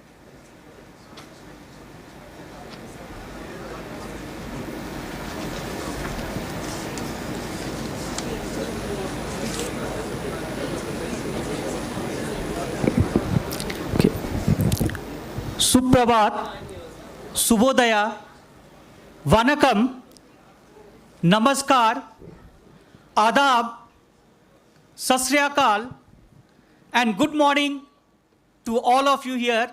Good morning, Bangalore. Good morning, Bangalore. Myself, Dr. Jitendra Das. I am faculty from IHM Chennai, and I am a proud member, I am a proud life member of PHA. When I entered this room,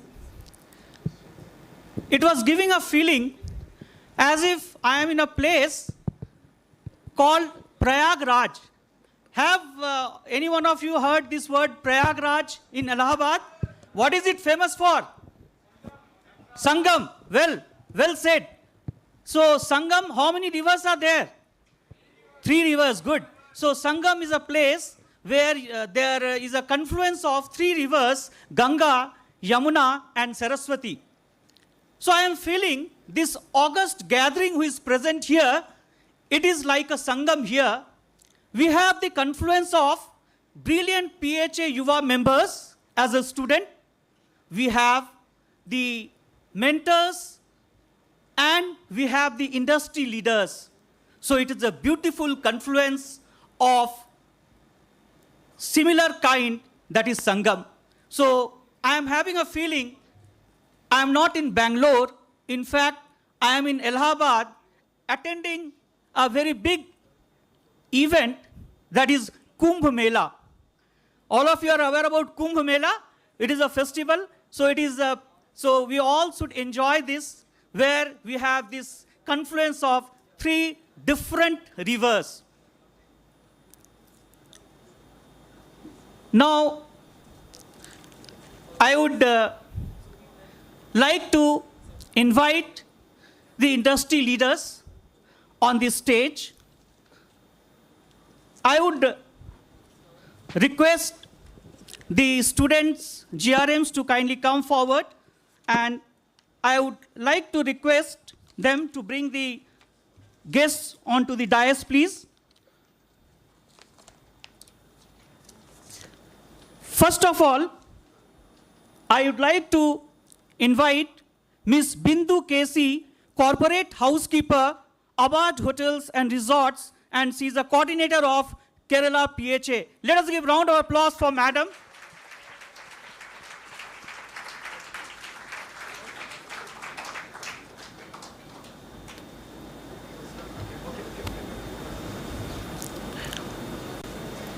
I would like to welcome Ms. Indrani Sanyal, General Manager, Housekeeping, Medica Super Speciality Hospital, Kolkata. Welcome, ma'am.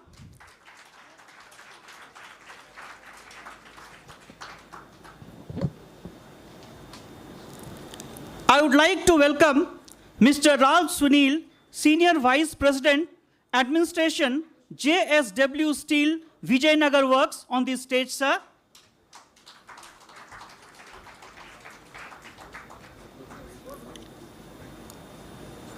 I would like to welcome Mr. Saptarisi Mukherjee, Director, Head Airside Operations, South and West India, Interglobal Aviation, on the stage, please. Let us give a round of applause. I would like to welcome Mr. Ajay Singh, Environment and Housekeeping Wing, South Western Railway, on the stage, please. Let us give a round of applause for sir. I would like to welcome Ms. Susan James Gowanakoppa, in charge, Shore Excursions, Royal Caribbean International Cruise Lines. Welcome, ma'am. I would like to welcome Mr. Amlan Kumar Dasgupta, Vice President, Skill Development, Presidency College of Hotel Management. Welcome, sir.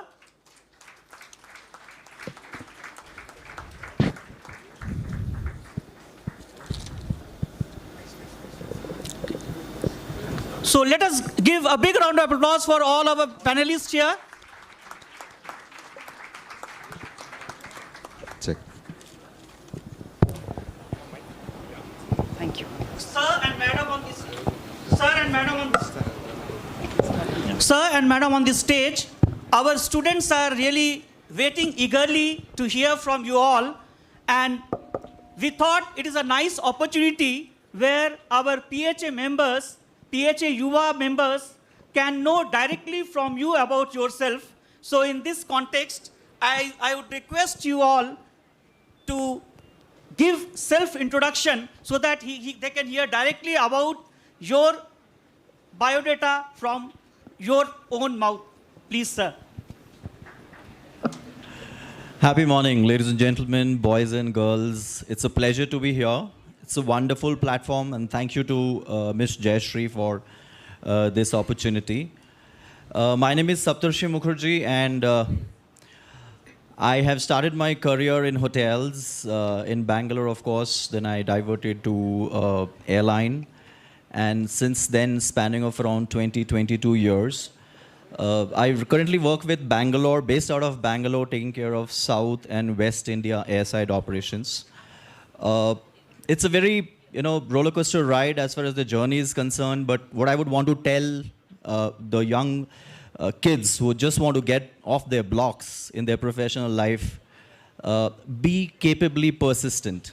I think that is one mantra we should all follow. That will take us miles. Sky is the limit for all of us. As eminent speakers said before me, that opportunities are available.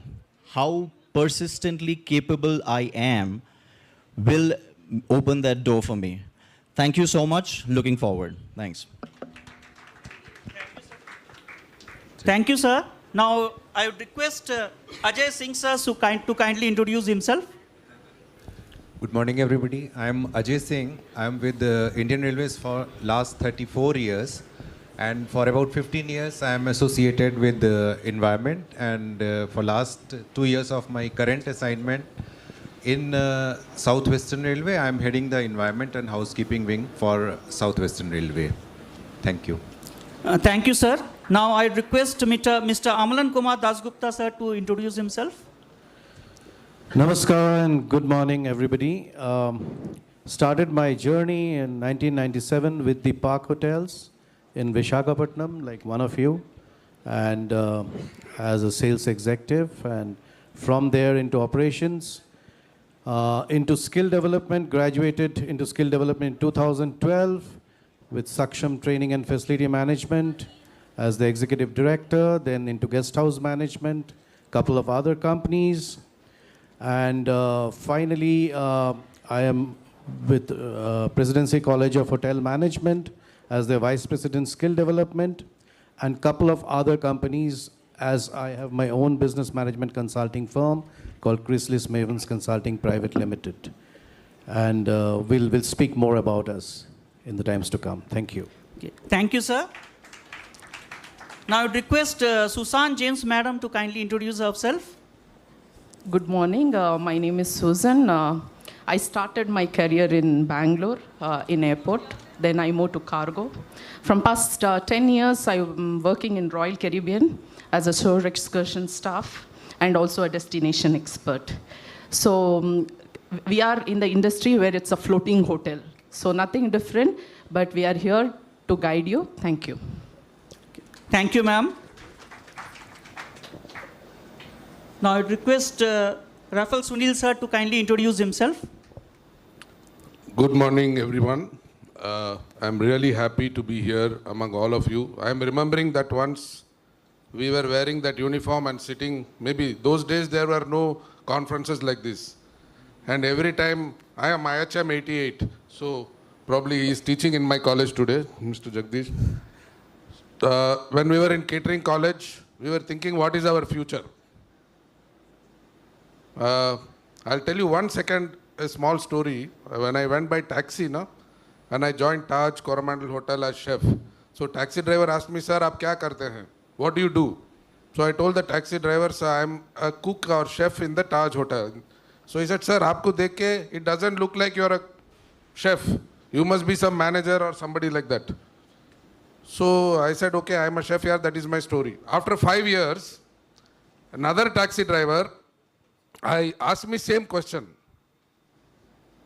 Another 5 years later, another taxi driver asked the same question. What are you doing, sir? So I told him, I'm chef at the Taj. So you know what he said? Sir, you are chef, sir. You must have met Rajnikant. You must have met Amitabh Bachchan. Sir, very good, sir. You are very big man, sir. See how the hotel changed. And today I'm proudly telling all of you that you are one of the best or chosen one of the best careers in your life. So I started with the Taj Group in '88. Then I went abroad for a few years to a country called Brunei. Then we set up the Merit Swiss Asian School of Hotel Management in India. First residential school in Asia for hotel management. Then I joined the corporate world and many things I have done. Also, I started the first complete entertainment mall in the country in Hyderabad called the Prasad's IMAX. If you know that, that was created largely by us. Then I joined a group called SR for 20 years. Then I became the group head for GMR Group, where we managed Delhi Airport, Hyderabad Airport, now Goa Airport, and many other infrastructures across the country. And today I am with a big company called JSW, which is a big group. And I manage a campus which is about 10,000 acres, small city. And believe me, I have more than 1,500 housekeepers working with me in this company. 1,500 people are working there. So I am happy to share my contribution and listen to all our esteemed panel members and learn more. Learning should never stop. So keep learning and growth will always be there. And one day you can reach the heights. Thank you. Looking forward to sharing more. Okay. Thank you, sir. Now I would request Ms. Bindu Kesi, madam, to kindly introduce herself. Good morning all. My name is Bindu Kesi. I'm a proud life member of PHA and I have a career experience of 28 years in the industry. I joined in 1995 with the Taj Group and worked for 5 years, and then I switched to Abad Hotels, Abad Group of Hotels. Now I'm working for the Abad Hotels for the past 23 years. Now you must be wondering why 23 years in one particular organization. When I joined Abad, it was only 2 hotels of just 80 and 19 rooms. Now Abad has got 14 hotels. Each year they had one hotel added up and 3 more in the pipeline. So I got opportunity to work for the projects and the operations.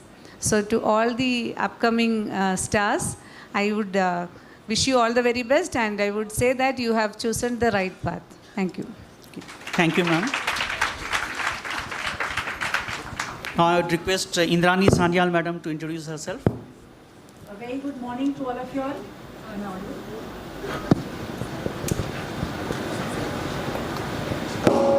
A very good morning to all of you all, and feels really like he said, even I feel very energetic when I come to a hall like this, and you remember, you go down memory lane and you just remember, you reflect on your own days. I am currently working in the healthcare sector as the general manager housekeeping in one of the hospitals in Kolkata, in one of the largest chain of hospitals in the eastern region, Medica Super Speciality Hospital. My background, however, is a hotelier. I've done my hotel management from Kolkata Taratola Institute of Hotel Management, passed out in '89, and subsequently worked with the Taj Group of Hotels, Park Hotels, as well as the Accor Group. I have also had a short foray into the facility management, and in fact, I would say one of my most learning phases in life was with the facility management, because I understood business in a more holistic manner rather than compartmentalization in a department. I'm a life member. I feel very honored to really share the stage with such an august panel. It's a great opportunity, and it's a wonderful, wonderful group of people, professionals precisely, to put together. And to all of you all, I have only one thing to say. Have patience, have the right attitude, and I am very sure you've joined the right industry. It has immense opportunity and immense scope for you to achieve your dreams. You've joined the right industry, and all the best. Thank you, ma'am. So, are we ready to go? Okay. So, let us just speak together. I will be telling, be a part of the solution. You all will be telling, not a pollution. Are we ready? Be a part of the solution. Be a part of the solution.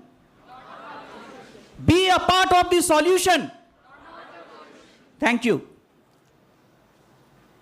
Leave no one behind is the central transformation which is promised in the Agenda 2030 of the Sustainable Development Goals. Sustainable Development Goal was adopted by United Nations in the year 2015, and the Sustainable Development Goal was born in the United Nations Conference on Sustainable Development, which was held in Rio de Janeiro in the year 2012. Sustainable Development Goal balances the economic, social, and ecological dimensions. Sustainable Development Goals are to be achieved by all the states, in fact, all the countries, in other words, who are the member of United Nations by the year 2030. India holds the presidency of G20, and all of you are aware the theme is Vasudhaiv Kutumbakam, which means one earth, one family, and one future. We are blessed to be a part of this particular historic event where we are going to have a panel discussion on the topic role of housekeeping in achieving Sustainable Development Goals and G20. Without standing between you and the panelists, I would request Mr. Saprisi Mukherjee sir from the aviation industry to kindly share his views about the sustainable practices in his industry. Please, sir. Thank you so much. Thank you. Yeah, so I come from an aviation background, and for me, sustainability is perhaps, looking both ways. How a business would be viable, will sustain itself, which in turn will create more job, more prosperity for the country eventually, and what we can do for the environment.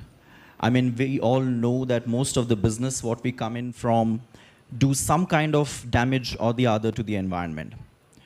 Aviation per se is responsible for around 2% of carbon emission in the atmosphere.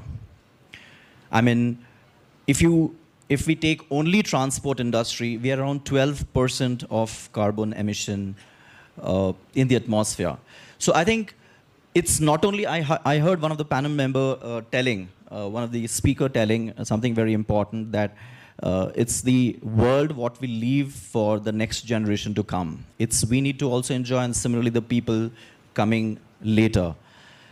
I also heard Barack Obama talking in a documentary that we are the first generation to experience and the last generation who can do something about climate change. We all seeing around the world how climate change is coming upon us in a very difficult way. Life will not be the same, seasons will not be the same. It has catastrophic effect. We have seen what's happening in northern India, what's happening in China, Europe.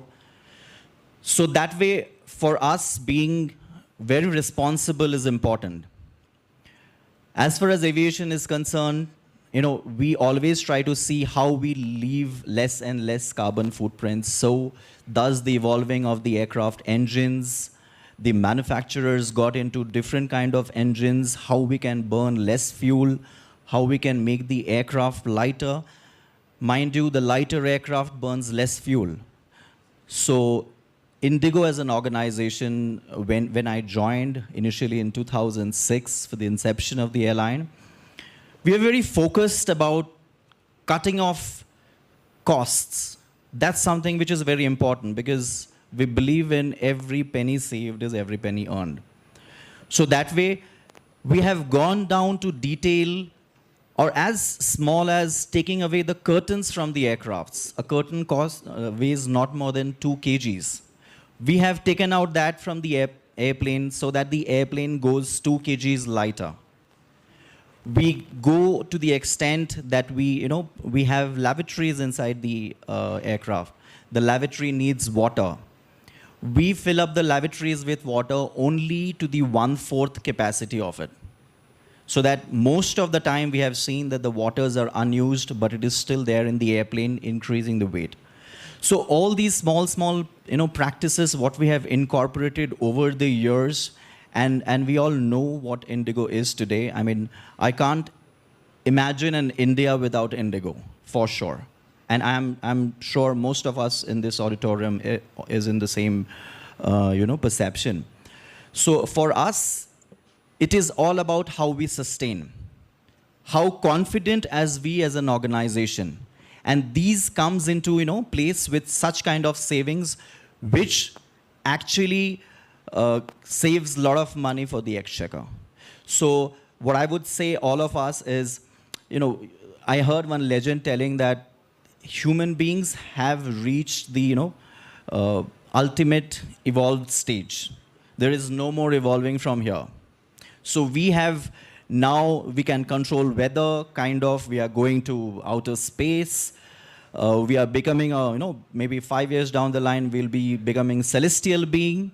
We are doing, gene alterations to make different kind of babies. We all are doing that. So we are into that state where we are in the best of position to control things. So for us, it is very important that we responsibly think, and each one of us should contribute. We responsibly think, what is my contribution to ensure that I leave a better future, a greener future for the next generation? So that is from my side. If anyone have any questions, I'm happy to take it. Thank you, sir. It was a wonderful insight. And now I would request Indrani Sanyal Madam to enlighten us on the sustainable practices being followed in the healthcare sector, and preferably within 3 minutes if possible, ma'am. Thank you. Sure. See, healthcare sector, sustainable practices, the healthcare sector, in fact, is very close to the hospitality. Now, the first thing that we'll talk about is the right choice of chemicals. And why? Because, and how are we impacting health? I mean, how do we help in patient outcome? Now, in the hospital sector, in a hospital, one of the third SDG, which is about good health and well-being, the third sustainable goal, the housekeeping plays a very, very direct role, and it has a great impact on the outcome of the patient well-being.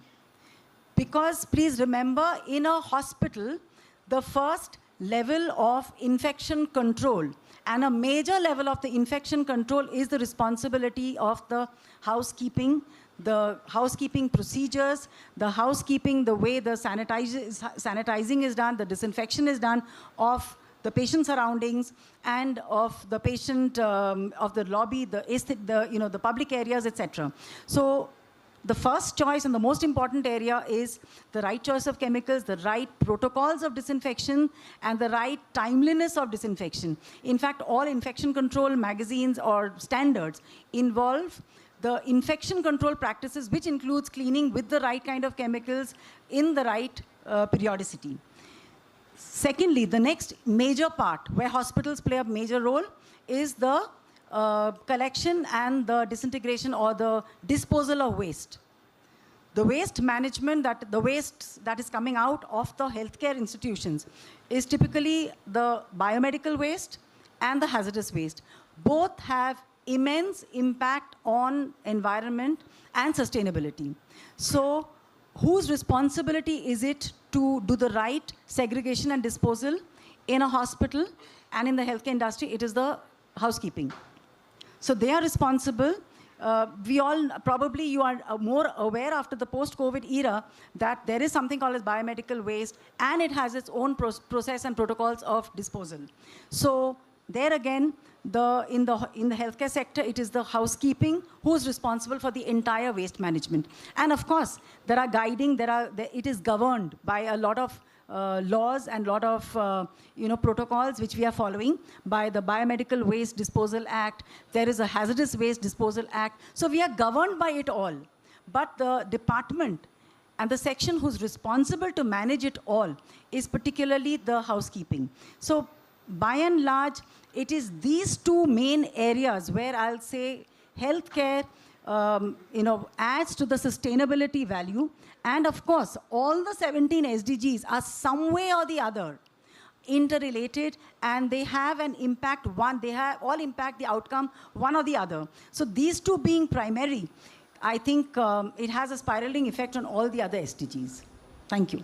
Great. Thank you, madam. It was very nice insight, lots of things to learn. Now, I would request Amalan Kumar Dasgupta, sir, to kindly throw light on the sustainable practices which are being followed in. So my dear youth, you are the power. Sustainability starts from right there.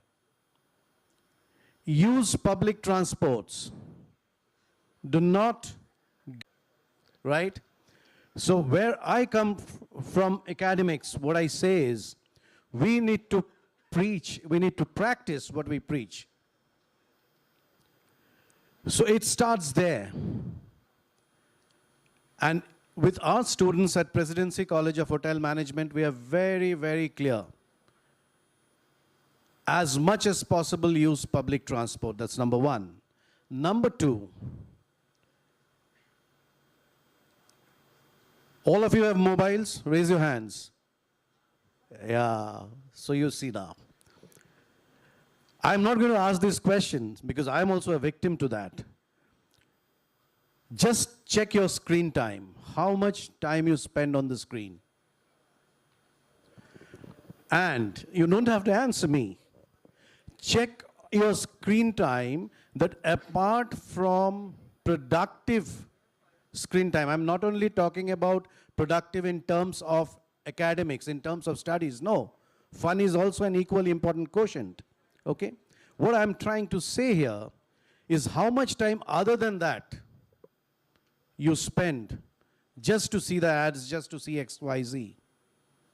That's again, reduce it. Carbon footprints. So, practice begins at home. The academics spends a lot of effort in sustainability. As I always say, students, tell me this answer.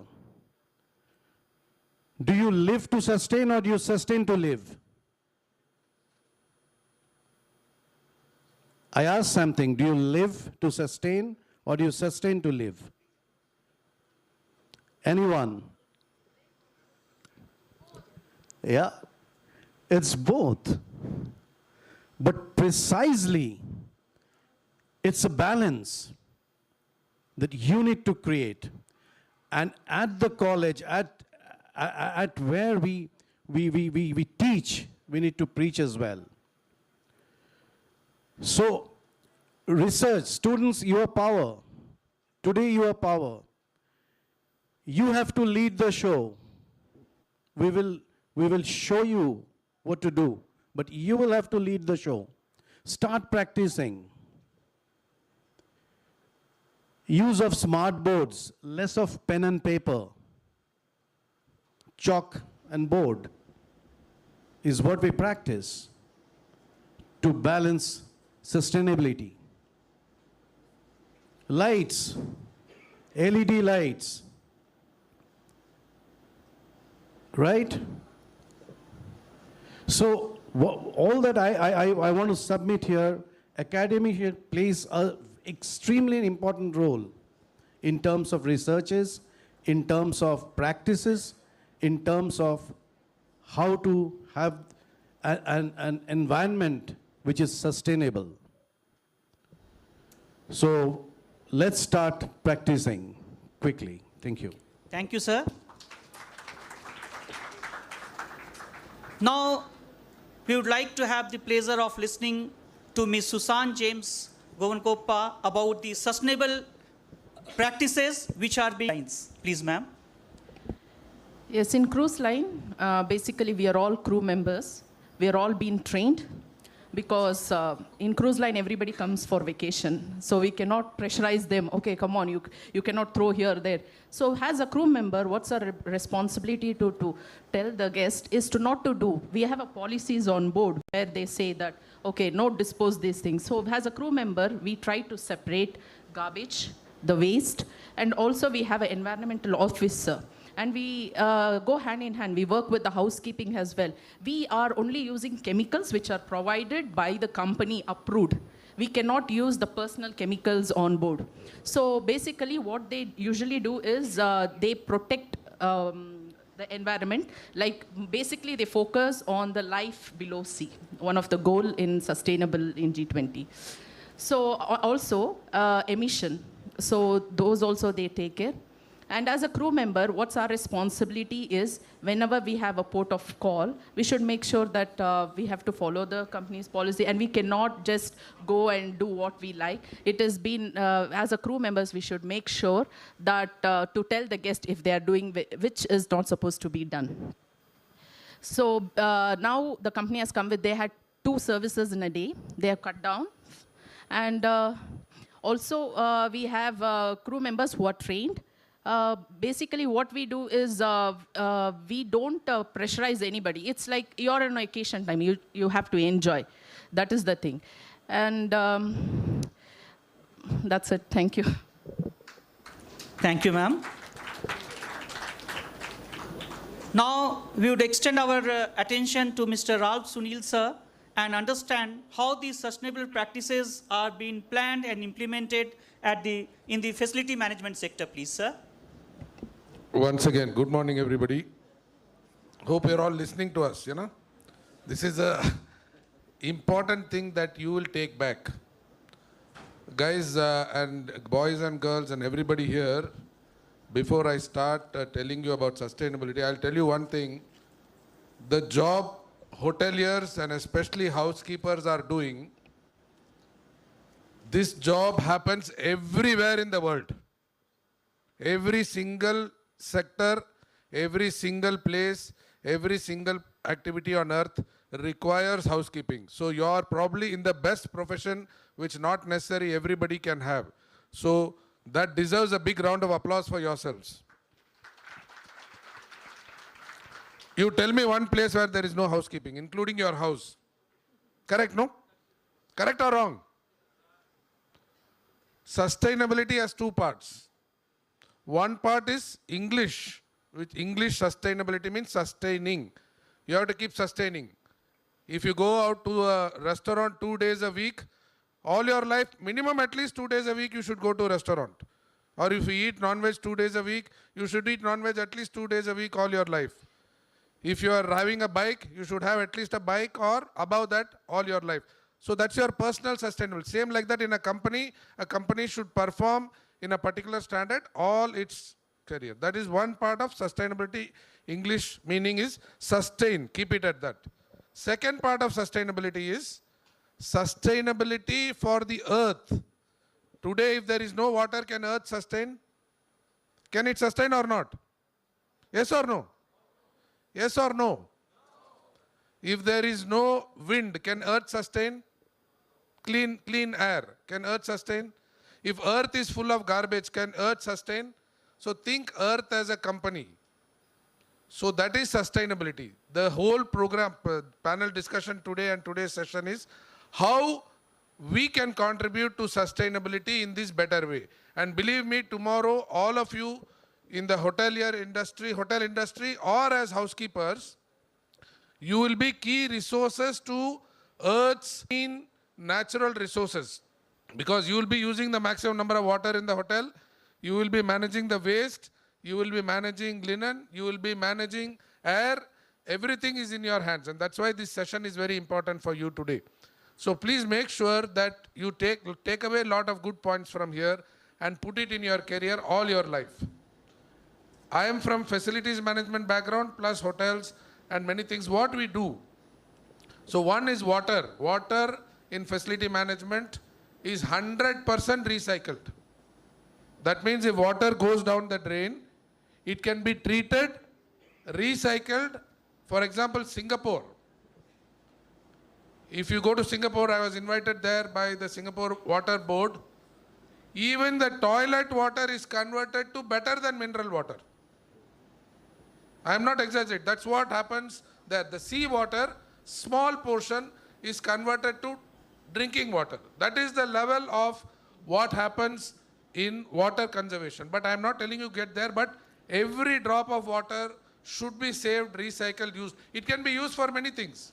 Horticulture, for example, cleaning, for example, flush, for example. Clean water need not be used for flush every time in various places. So water is a very important thing that all of us should use with discretion and make sure it happens that there is no waste on it. I'm taking a couple of minutes more.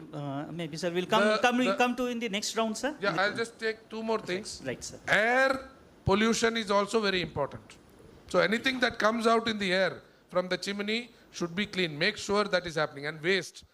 Waste can be 100% recycled. Plastic waste, today they are making roads, they are making buildings. So waste is a big activity of recycle. Concentrate on these three things. There are so many other things that you learn in your way, but in your hands, right from today, like Mr. Das Gupta was saying, many things are in our hands straight away.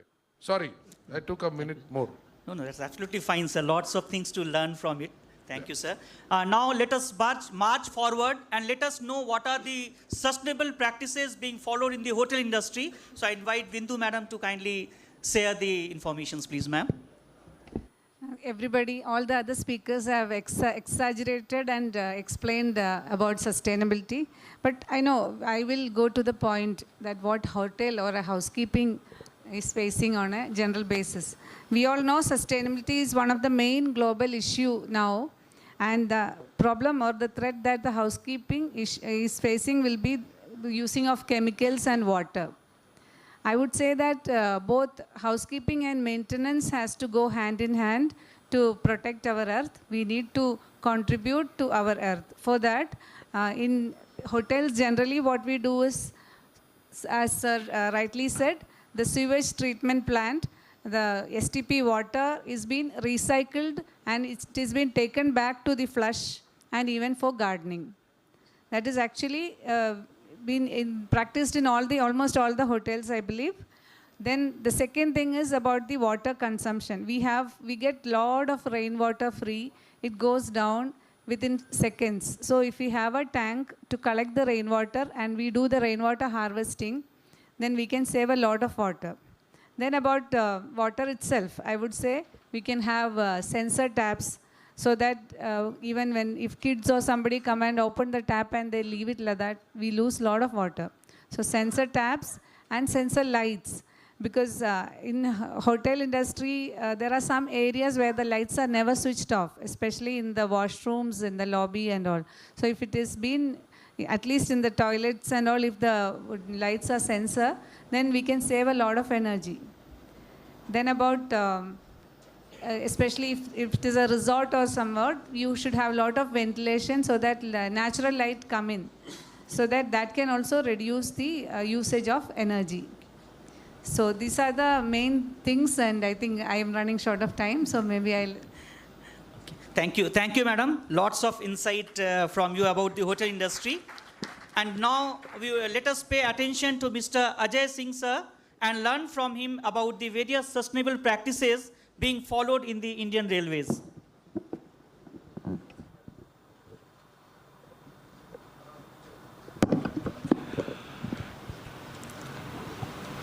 I think PHA has taken a wonderful step. Perhaps this is the first time that transportation sector also has been included. I represent railways, and I think all of you will agree that if there is no transportation, there will be no hospitality industry per se. If you go back to, ages back, there used to be कारवां जहाँ रुकता था वहाँ पे कुछ ना कुछ धर्मशाला होती थी, कुछ जगह होती थी जहाँ पे हॉस्पिटलिटी की ज़रूरत पड़ती थी. So, as far as railway is concerned, I think all of you are very much aware of railways. It doesn't need an introduction. It's been called various names, lifeline of the nation. As far as sustainability and environment is concerned, it's basically built into our DNA.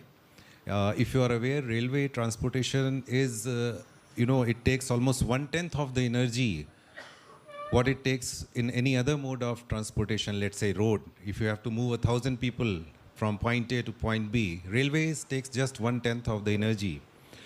So it's been in our DNA, and ultimately we are into the business of provisioning of transportation for people as well as for goods.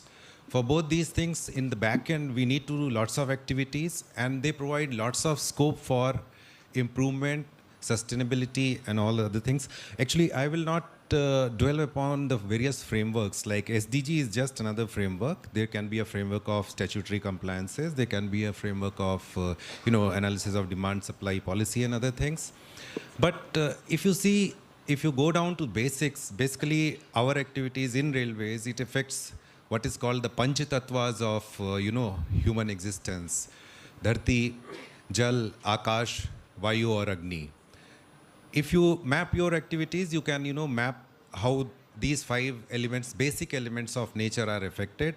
And once you become a bit more conscious, a bit more mindful of our activities as a person, as an organization, or as communities, you will yourself start getting various interventions which are required to minimize our so-called footprint on nature. I will not give lots of gyan what we are doing. We keep doing lots of things in railways. We have moved over to bio toilets, which has been a big improvement. As far as housekeeping is concerned, at stations we are seriously into solid waste management, water management. Various things have been done. I'll just tell one thing, taking this opportunity because lots of youngsters are there, that आजकल ज्ञान की कोई कमी नहीं है, ना ही राय बहादुरों की कमी है जो आपको बहुत सारी राय देंगे. So sitting on this August stage, I don't want to become a Rai Bahadur. I don't want to give you sermons on what to do. But I will tell you one thing. You just have to be mindful of what all you are doing. Like you were told that if you're using a two-wheeler to come, to college, see how you can use. And one most important thing for all the youngsters, I have also gone through your phase. I am trained as an engineer, slightly different way I have taken, but I have ended in sustainability. So one thing which is most important is courage, and second thing, communication. If you think that something can change the world, it can change your immediate kind of surroundings, please have the courage to, go after it. Learn to communicate effectively to others, to your seniors, so that, it can come into your, as an organization, it's not an individual effort. I'll take example of Niranjan Khatri sir. He's one of my gurus, environmental gurus, and I'm privileged to be his neighbor also. Had he not had the courage to do things his way in Andaman and later on the mainland, I don't think ITC would have, kind of been what ITC is today. So all of you must have courage. And ultimately kind of communicate effectively to your organization and make it happen and let it go into the DNA of your organization. I have lots of things to share. I think we can go offline with that. Thank you. Thank you, sir. That was a great insight on Indian Railways. And since we are running short of time, just one questions, and that too, I would request panelists to answer in a word or in a sentence if possible. Railways have been doing a great job. So my first question is to railway sector. to Mr. Ajay Singh sir. Indian Railways have thought, is that Indian Railway has thought of getting rid of the plastics, and in railway stations, are they thinking to install some plants where they can package the water into a glass bottles, and maybe they will charge some amount of money, maybe they will have some charges on it, and they can give it to passengers. So maybe just if possible in one sentence, and remaining those who are interested, we can meet and have discussions during our lunch session. Yeah, one great advantage both railways as well as airlines, and for that matter hospitality industry is having, is that we are having, we interact with lots of people. I think I am the heaviest in the room because in Indian Railways we carry 23 million passengers every day. And just to have an idea, at our majestic railway station, the city station, the daily footfall, any idea what is the daily footfall at city station in Bangalore? It's 2 lakh every day. So you can imagine the kind of reach we are having. So as you told, you specifically asked about water and plastic. We are having policies in place, plus we are taking lots of initiative. Not only we are trying to cut down on plastic, and there is sending SMSs through our passenger reservation Thank system. you, sir. That's really great. Lots of things to learn. Maybe we'll meet during the lunchtime. So those who are interested can be in touch with sir during the lunchtime, please. And quickly, I would just request to request the hotel industry representative, our Bindu madam. So, madam, you are having lots of experience in the hotel industry. And there are many small hotels in the cities where they don't have expertise like each to the hotels where they need your expertise and do something for them. Madam, please, if possible in one sentence, please, ma'am. Actually, we are doing it. We have a Kerala Professional Housekeepers Association where we initiate on this sustainability mainly. Great. That's really nice to hear, ma'am. And now my next question is to the healthcare sector. And I would request and like to know from Indrani madam. During COVID, actually, we had been using lots of plastics because there were no other go. But after COVID, now the uses of plastics has gone down in the whole health industry. But still, I think hospitals, they don't have any go, and they use some of the plastic materials. So is there any thought process that is taking place in the healthcare sector so that they can reduce it down further? There are plastics which are being used particularly majorly in waste management, as I said. Currently, there are no further directives because these are guided by laws and rules. There are governing bodies. So there are specifications which we need to use. And that we are currently abiding by so that there is safer disposal compared to what is a single-use plastic. Thank you, madam. Thank you, ma'am. Now we would like to move to the cruise line sector. And I would I would like to know from Susan James, madam. Usually, when in sea the ships are there, it is in the mid of the sea or in mid of the water. So, how do you handle this waste and other things that is generated? Because many guests and lots of waste will be generated. So, what is the mechanism, if possible, in 1 or 2 sentences, please, ma'am? Yes, all the waste they are treated and disposed in the ocean, crystal clear. So water, like a crystal clear, as already sir has mentioned, is the same thing on board as well. So thank you. Thank you, madam. Now my next question is to the academic sector, and I would like to know from Mr. Amalan Kumar Dasgupta, sir, are you looking at the service design and to reduce the energy intensity, water intensity impact so that our students are aware about it and they will try to abide by it once they grow up in the future? Absolutely, I think you have hit the nail on the head. So the students are there and they are the power. And right from the beginning, we make sure that they are trained into sustainability, into energy savings, including the lux factor, what kind of lighting should be there. We try to teach them in hotel engineering, which is a subject, in terms of housekeeping, how much amount of chemicals to be used, what is ozone wash. Now, I'm sure You all must be knowing about ozone wash, which has come in laundry. It is a big time invention and which is replacing the chemicals. And it's a big thing in sustainability. So there are a lot of things we are doing in this. And I'll take one word here. I must thank PHA for providing this opportunity to all of us, including the student power here, to have an interactive sessions. Thank you, PHA, once again for that. Thank you for the insight, sir. Now I would move to the aviation industry, and I'd like to know from Saptarshi Mukherjee, sir, since you have many TVs in aircraft, do you think of making use of those good communications, by communicating in the TVs if you have in the flights about the sustainability? Any thought on that, sir?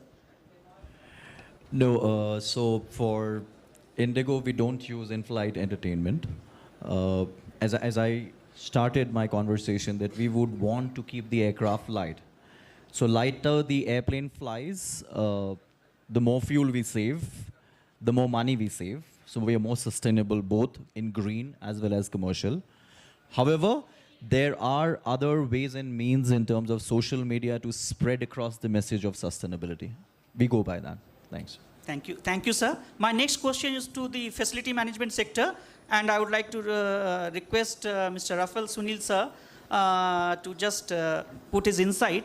Has JSW planted trees around its plant? Usually we do lots of tree plantation inside our campus. Is there any thought process, or are you practicing where you are planting trees in and around your plant, sir? Thank you for asking that question. JSW makes steel and many plants, many other plants, cement, energy, paints. They often say the plant is inside a garden. So JSW has planted 1.8 million trees. That is 18 lakh trees alone in their plant. So if you come to the plant in JSW, any plant, you will not see the plant, you will see as if you are going to a resort. And going further, we are going to double this amount so that the air quality and the flora fauna will become much more. So horticulture and green belt is a major initiative by JSW across all its plants in the country. Okay. Thank you. Thanks a lot, sir. Let us give good round of applause for all our panelists. Lots of learning, and I know lots of students will be having many questions, but due to paucity of time, we'll try to interact during the lunch time. So I would like to have participation from the students. I will tell dal, dal, path, path. I would request you all to tell Paryavaran ki suraksha mere haath. I repeat, I'll tell dal, dal, path, path.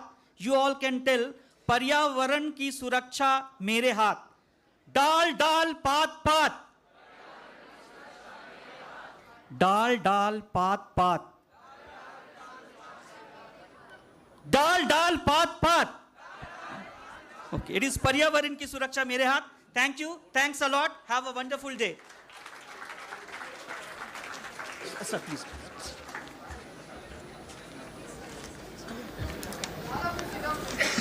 May I request Ms. Sunita Srinivasan, Associate Professor and Mentor, T. John College, to please facilitate the moderator and the panelists. PHA Yuva, PHA Yuva, PHA Yuva. A very good morning to all of you. I am being honored by asking to facilitate the panel here. And I want to say one thing that Jayashree ma'am, I see today 600 plus students. I remember talking about having 150 students to make a good organization. I'm so happy today. Thank you, Jayashree ma'am. I request everyone to come forward so that it's easier. Hey, Yuva!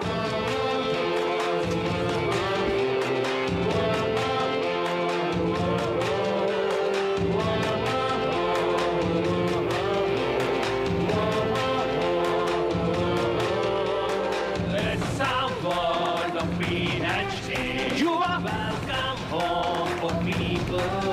Yuva! Your time here is grateful. Yuva! You'll feel great to be here. Yuva! Na na na na na na na na na na na na na na na.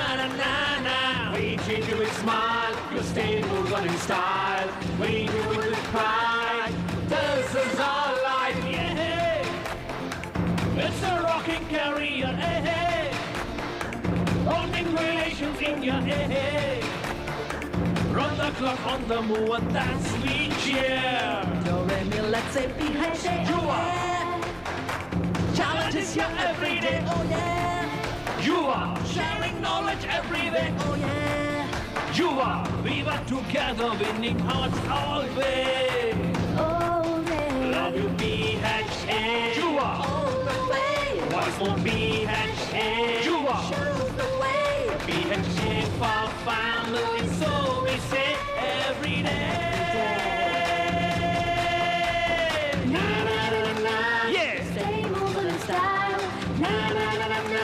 Yeah. This is our life. We treat you with smile. Yeah. Na na na na na. We do it with pride. Yeah. This is our life. Yeah. PHA, you are. PHA, you are. PHA, you are. PHA, you are. PHA, you are. PHA, you are. PHA, you are. PHA, you are.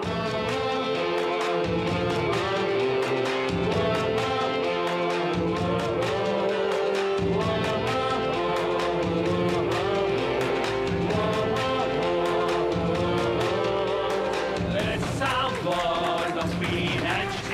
You are welcome home for people. You are your time here is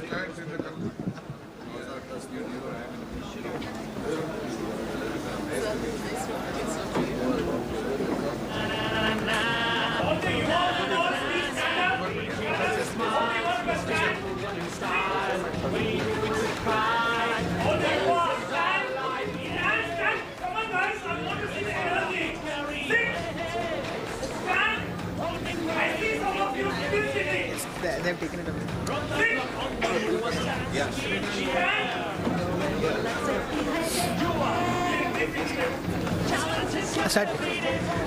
Pecha Kucha. The word comes from the Japanese language, which literally means chit-chat. It is a storytelling format of presentation that calls for telling a story using images rather than text for slide during a PPT presentation.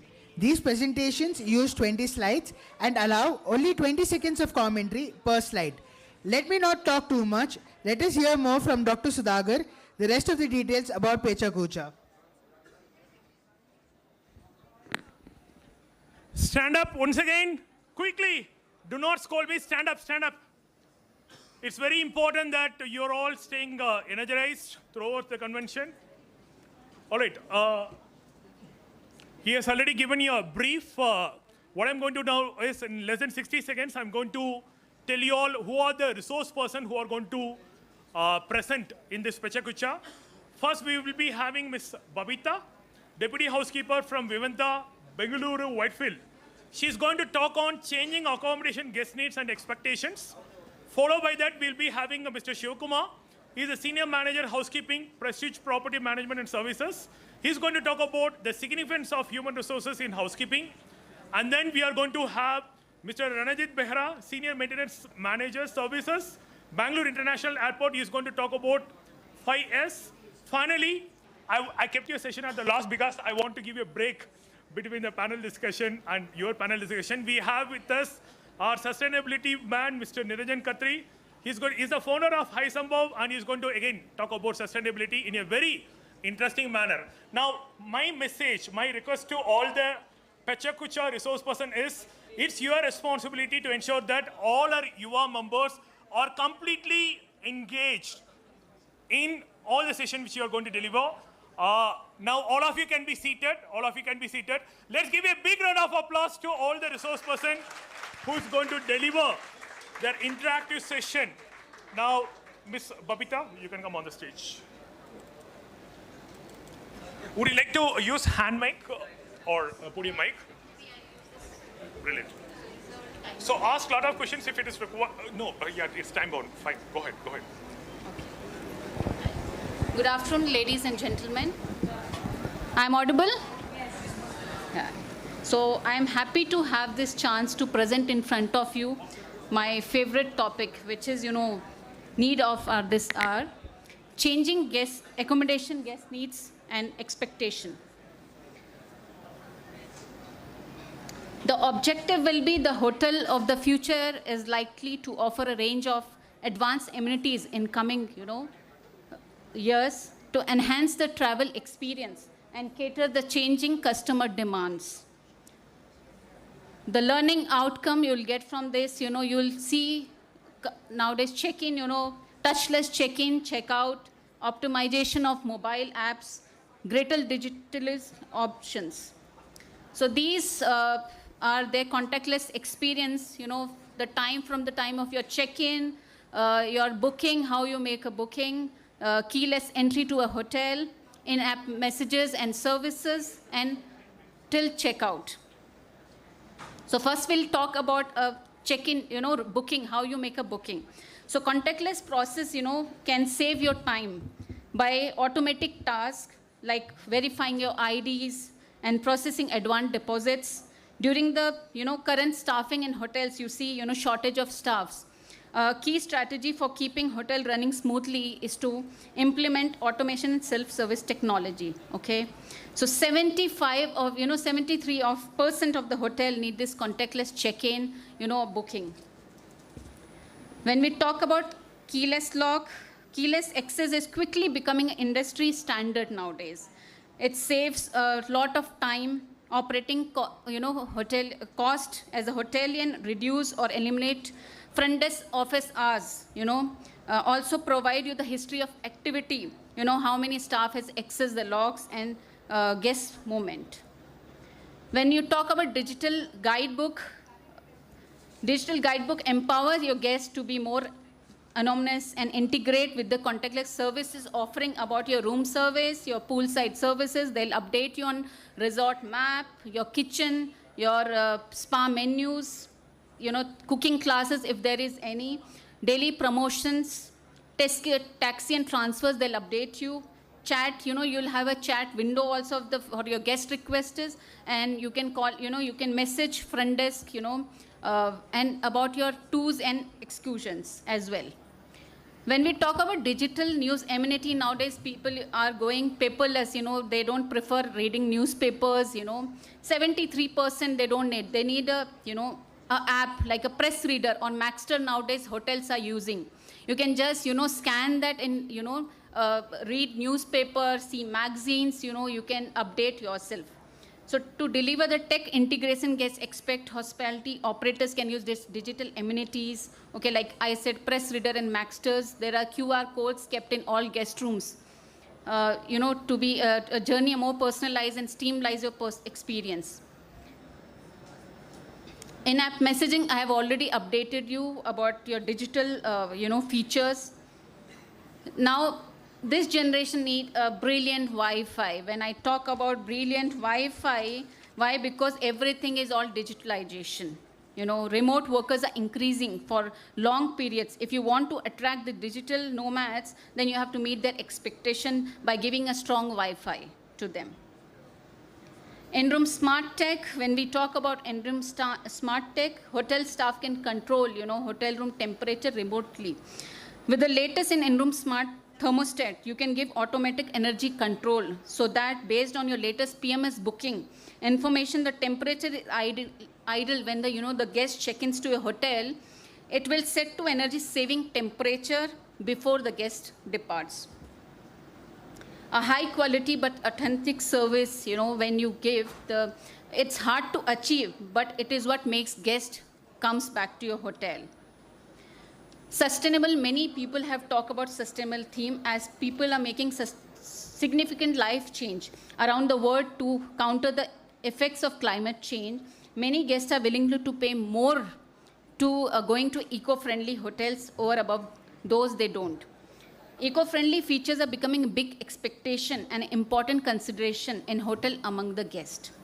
But hotel designs and amenities reflects eco-friendly concepts. You can see everywhere nowadays people are using, disposable, things, eco-friendly bags, liners, all are coming in pouch.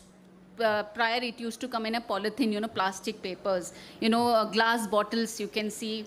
And instead of, flowers, they're going to a plants in guest room they're placing.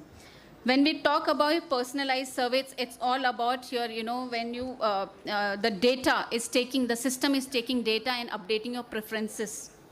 When we talk about smart room and advanced room customize, this is the new generation, they are asking for it. It's a game changer now for the hotel industry, offering guests a more comfortable and convenient and personalized experience while helping hotel owners streamline their operation and boost revenue. They are giving advanced technology, in the room, where you can, control your, lighting, temperature, your system, sound system. Even now, voice commands like your shower, your taps, they'll control by your voice or your mobile apps. Design and environmental integration, when we talk about, there's been a generation shift, maybe because of the rise of Instagram, where people take, pictures and post it in your social media. So what it's coming in new generation, before coming to hotel, you can, even choose your room according to your color. If you need a green color wall or a red color wall, you'll have option to choose those rules. Because people like to post in social media nowadays. So this is the future hotel will be customized, as I, said about, 43.6% people will like, voice activated controls. Any amenities, like I told you, lighting, curtains, your door locks, your sink, shower, TVs are all, voice control basis. 34.4% wants their, to use their own devices, but still there are 25% people, they are interested in in-room control that are auto or adjust. Value for money, yes, hospitality has seen a rise in number of accommodation options available. So hotels have needed to up their game in terms of attracting guests to what might seem the old method of booking, accommodation. One way to do this is to exceed guest expectation in a hotel industry to terms to add value for money. This can be done using existing, marketing methods. Eco hotel, yes,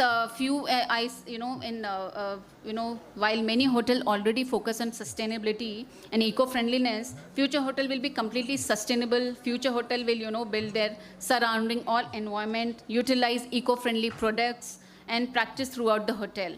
This include sustainable building material, a garden to grow, produce their own, vegetables or, flowers in the hotel, a garden to grow, produce and system in place to recycle and reduce waste.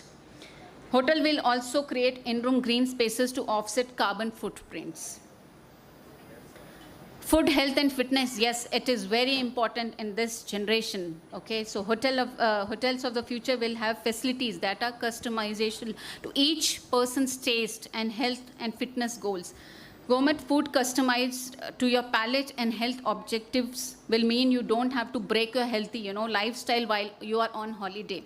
So the hotel can, make customize it as per your, preferences, your food, and assist and services of the meal. Fitness center will be a hub where interactive screen help you plan and complete your workouts. So hotel of the future will maintain your luxury, but still will treat you tailored to encourage your health and hygiene.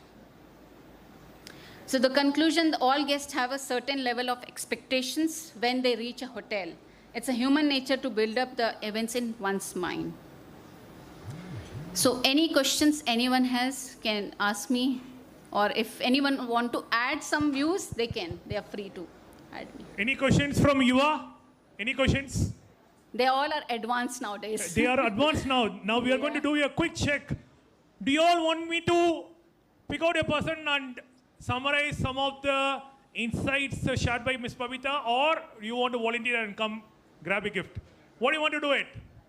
From next session onwards, I will be locating you. I will be pulling you on the stage and ask you questions, right? Now let me ask voluntarily, can anyone give me 5 training innovation what she has shown in the presentation? Leaders are sitting here. So many Yuva members are there. 5 innovations she has shown. Anyone? Let's give a big round of applause to him. Come here, buddy. Very good. Brilliant. Excellent. This is what is required. When you go for a campus recruitment, they are not going to ask you only the basics. So what are the 5 innovations? Brilliant. Even if you have noted Oh, very nice. Keyless locks, digital guidebook, digital news amenity, in-app messaging, brilliant Wi-Fi, in-room smart tech, sustainable themes, smart advanced room customization, design and environment integration, food, health and fitness. He has. This is the real example of someone with a vision, someone without a vision. All right? I'm sure all of you should get inspired. I request Ms. Babita to give this small gift to the most enthusiastic student from IHM Hyderabad. Fantastic. Let's give a big round of applause to IHM Hyderabad. I'm telling you people, all these insights are definitely going to help you during the campus recruitment. And when the people come in for the interview, do you ask questions on this? Trends as well? Yeah. They do as well. So it's your responsibility to take notes so that you can make use of this convention instead of sitting and having a relaxed time. Thank you, Ms. Babita. Thank you. Brilliant. Up next, we have with us our most energetic Mr. Shivkumar. Significance of human resources. All of you are human resources, right? So, Mr. Shiva, I will help you in changing the slide. You can, yeah.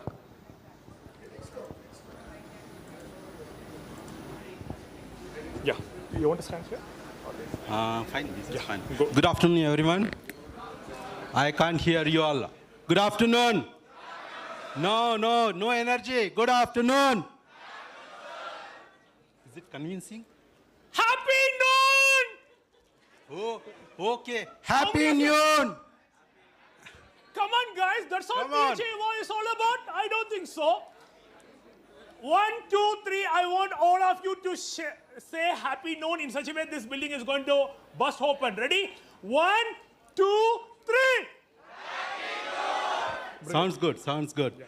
Okay, housekeeping. When I came into industry, housekeeping was not my choice. By accident, I came. Okay. Then after having experience with the customer, co-workers, and all those things, made me to, the housekeeping is my passion now. Okay. Now let me explain about the significance of housekeeping. I mean, human resources in housekeeping. What you are going to learn, this is importance of human resources, why it is important, you are going to learn, and the role of housekeeping leaders, it's very important, and advantages of embracing technology in housekeeping, then current trend in practices, current trends and practices, we are going to talk about it. And what you are going to learn from this session, what is the benefit? When you understand the session, you will come to know how important human resources in housekeeping and how you can train your resources and make them to deliver quality services to the customer. And you can have more productivity while training your human resources, and you can make them very good professionals, and within less cost you can produce good result. Okay, housekeeping different sector. In housekeeping takes care of hotels and hospitality.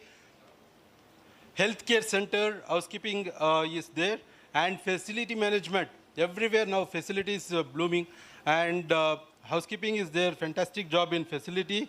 And ancillary industry, that is manufacturing industry, important role to support the technical team in manufacturing industry.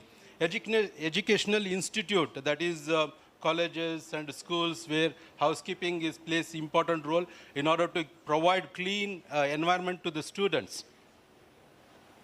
Resources to start up housekeeping business. What are the resources required to start up housekeeping business? You need to have a knowledge first, how to clean the surfaces, how to use the equipments, how to make SOPs, how to establish procedures and processes in cleaning. Then manual equipments you will have to understand, and we have to embrace we have to adapt automation in your cleaning activities. Of course, human resources very, very important. Without human, you can't do anything. When I say here human resources, it's people. That's you. You are future leaders. You are future housekeeping leaders. Okay, way back in, when I joined hotel industry, way back in 1990, the hotel had, 180 rooms hotel had 80 staff in housekeeping.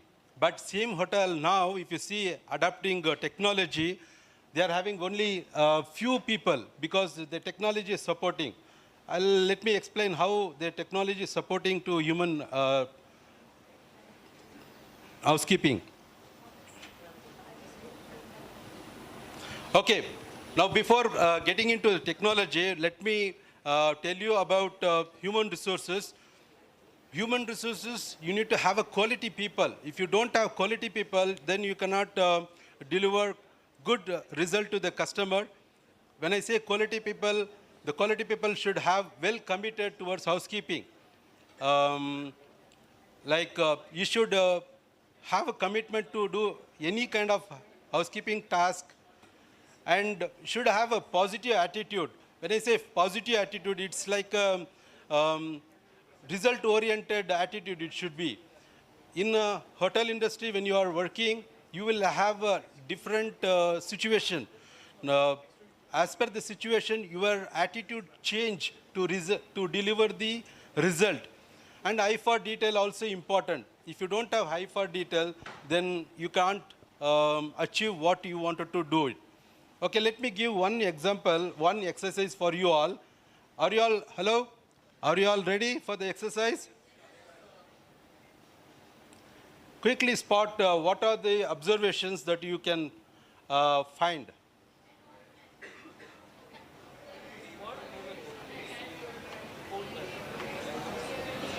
I can see a beautiful woman, elderly gentleman, a grandpa. Okay, you can see the big head over there, and in that you can see the one elderly person standing next to one lady, and lady is carrying one baby also. So this kind of eye for detail you need to have whenever you are working in hospitality, hotel, or hospital, wherever your eye for detail is important. When you are walking into the elevator, you need to look around. Sometimes, the customer or guest, they will stuck the chewing gum in corner, which if you don't find those things, then your eye for detail is not good. Okay, now cleaning technology in housekeeping. Earlier we used to use ordinary tea brush to clean the floor surfaces. Now we have machines, robots. You no need to be there. Okay, you can just program and leave it in the room, and as per this its programming, it will clean the surfaces. And now this is the manual cleaning. Housekeeping is not only meant for hotel or hospitality. Housekeeping spread everywhere. Even this is also housekeeping.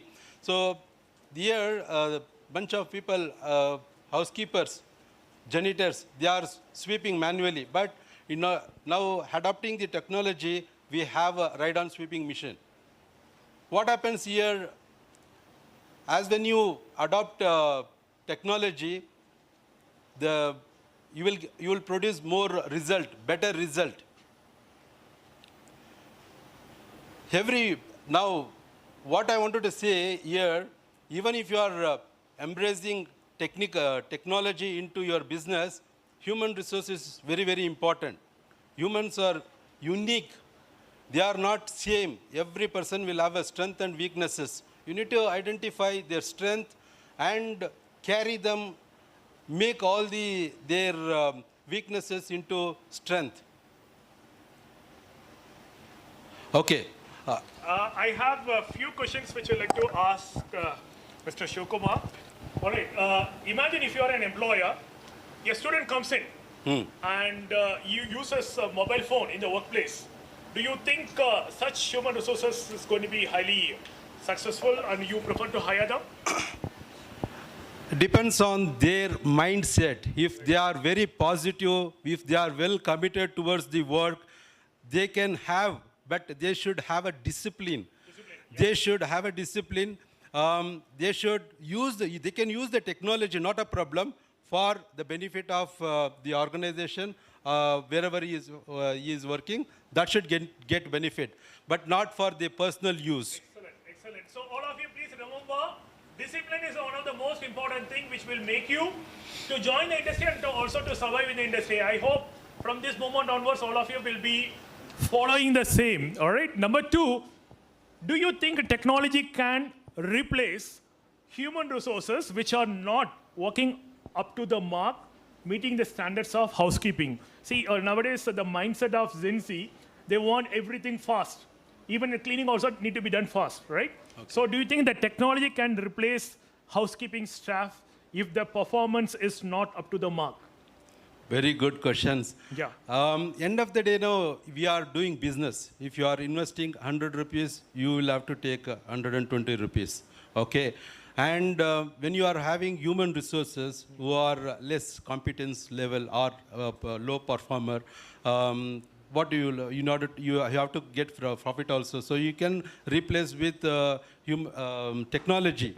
But having said that, you can convert the human resources also very productive.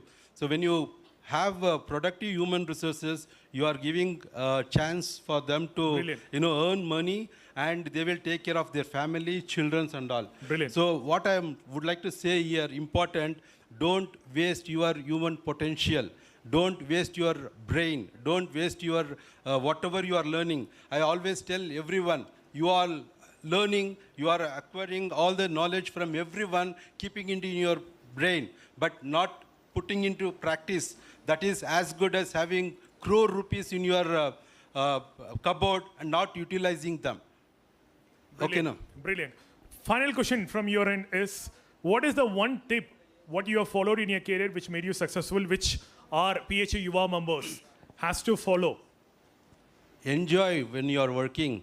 When I say enjoy, every moment you need to understand what you are learning, okay, what productivity you are producing, what you are delivering. You think all those things, and you be happy first and make your environment also happy. Then that is the key point for your success. Brilliant. So discipline, do not waste the human potential. Number 3 is, what do you mention? Third one? Happy. You have to be happy. Enjoy not only to work, but also learn. So now is an opportunity for you to enjoy your learning during this convention, so that you are going to take home with great knowledge and insights that will make you successful. Ladies and gentlemen, just give a big round of applause to Mr. Shivkumar for running a beautiful PHA on significance of human resources and housekeeping. Yeah. Thank you so much, young leaders. I can see a lot of people now enthusiastically watching this presentation. Please, as I said, do not waste your time. Do not waste your knowledge. Put it into practice. Thank you very much. Brilliant, brilliant. Thank you, Mr. Shivkumar. I request Mr. Bindu, Ms. Bindu, to make an announcement. Ms. Bindu. All right. We'll do it a bit later. Right. So I request Mr. Ranajit Behra to actively engage, or you want to do it in an interactive way, right? And our students are charged up now. PPT. Other one, PPT. Want me to bring the laptop? The same only. Yes. PPT. Yeah, you can start the discussion. Good afternoon to all. So no response. Anyway, so everybody might be feeling hungry. This is not a presentation, and I would like to thank PHA to give me this opportunity to present here. When I discussed with Jayashree ma'am, what she said, like, it is not a presentation, it is a pecha kucha. I was surprised, like, because we always use Japanese technologies. Pecha kucha is just a chit chat. But why should we have a presentations then? Clear? So what I need actually, there are lots of students which are sitting backside and the front seats are empty. Because you need to participate in this. This is not a presentation. Please come forward. Then we'll have a participation session. Come forward, quickly, Darshan. Come forward. Come on, quickly, guys. Backbencher, they don't want to move their seats. No, they are very proactive. You are so super. I need all the students who are seated at the back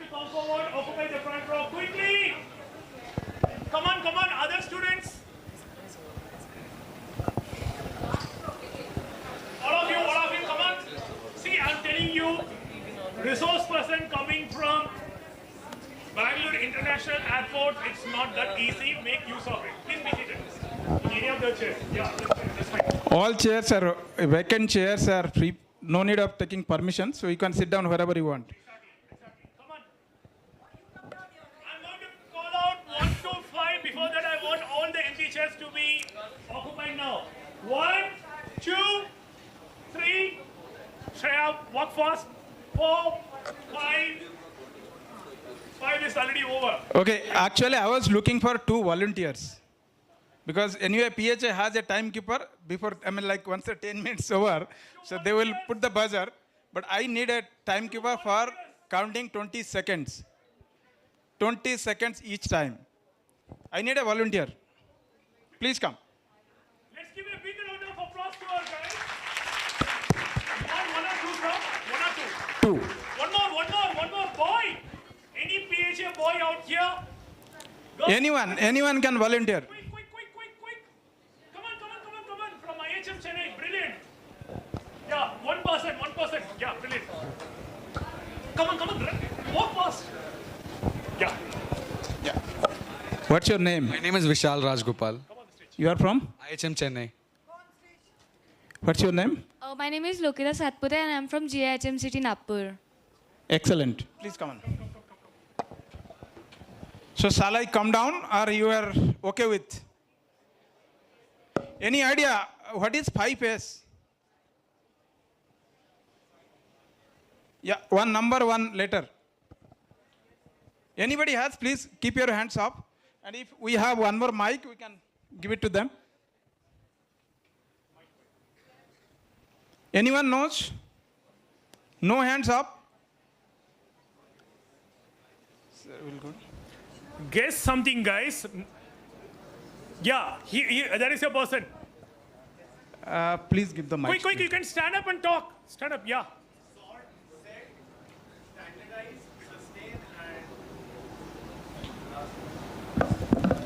Excellent. You made at least 4 of those, even though not in order, but 4 of those, it is very good, difficult to remember. Brilliant. It is, as he mentioned, like this is a standard of 5 steps. Each step starts with a letter S. Either it is Japan or English or any other language what they have transmitted. So all are starting with 5 S. So that's why it's called 5S. So it was originated in Japan. Now worldwide they are maintaining it. And you know that Japan is excellent in quality technologies. So this is one of them. And if we go to next. Yeah, here it is. If you look at Siri, Seaton, starts with its Japanese words. Siri, Seaton, Shisho, Shikestu and Shishuke. These are 5 Japanese words. And how we are transmitting it, translating it to English. It is short, set in order, shine, standardize, and sustain. Sustain is more important, and we are talking about sustainability here. And it's not it is not a topic or something like we are going to teach here. It is a culture. You have to make it as a habit. 5S can be implemented anywhere, not in your office. It can not be applied in personal life also? Yes. Brilliant. Excellent. Origin of 5S, it is from Japan, and you can go one more also. You can Google it. It is just I just surfed it, and I know we have to do that. So it started from Toyota manufacturing industry. It is called TPS, Toyota Production Systems, and they have lots of converted into lots of quality techniques. So 5S is one of that. Any example of 5S? Any example? We have seen any example? No? Okay, there are 2 examples, best example which we can give. Anybody will give, see what I have, like why I had these 2 volunteers.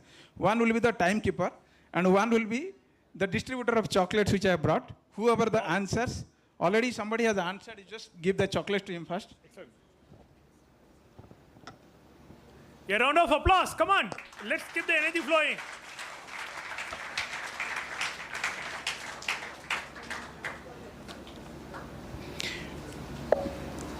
So yes. I need 2 examples of 5S which has been implemented in India, even though you are witnessing every day or today of your life. Because I remember one of the panelists asked, anybody has bike? You used to go to garage, correct? So the mechanic used to call, Chotu, no le gara leke aao. Correct? So how 9, 11, bis 9 and 12, the range size, like uneducated kid, how they will remember. So that is one of the organized farm, maintain 5 ways to the excellence. And one is the organized farm, which is medicine store. You will have lakhs of medicines, but you go with your prescription, you need to stand only for 1 minute. Have you witnessed it? Sure? So no chocolate distribution in this slide, huh? Okay, let's learn 5 ways with fun only, because what happens we are not going to do, because first you need to practice and preach. So let's understand what 5 ways means. There is a rule fixed. So it is 20 seconds.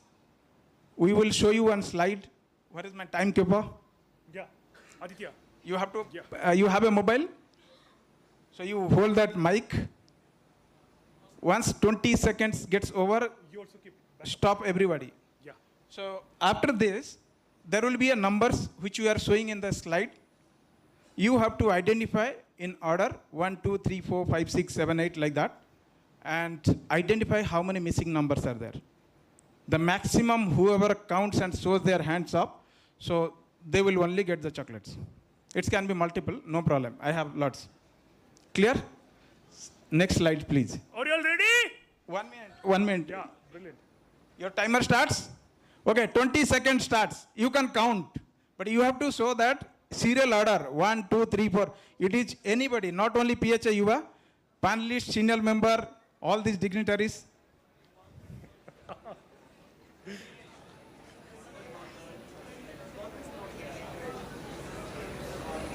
You want to come nearer, please come. Come on, come on. Bonus another 30 seconds.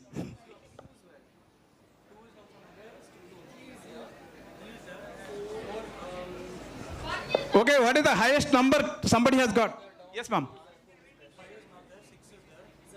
27? 85. 7?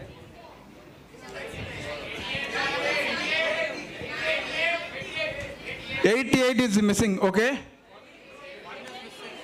But why you are counting that? You will go to the previous slide. No. I asked you to count 1 to 50 only. Why you are bothered about 88 is missing? Okay? Okay, who has counted the max numbers? Yes, 1 is there, definitely is there. You counted? 2. 2 is definitely there. Please come. Please come here. How do you know that 8 is not there? Okay, you have counted till 7? 9. Okay. Can you show that? Where are the 1, 2, 3, 4, 5, 6, 7, 8? Come on, come on, come on, Please come come. on, come on. Please come to the stage. What's the time now? Yes. Yes. Another 5 minutes more. 4 also will be there. Just search. 4 is down, above 67. 4.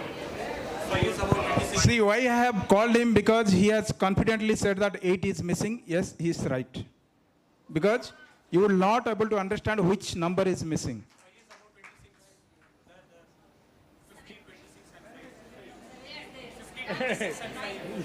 He's next to 44. 6 is above. Second row. No, that is 9. That is 6.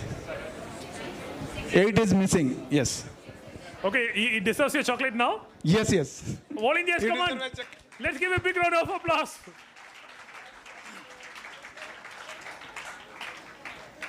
Next, yeah?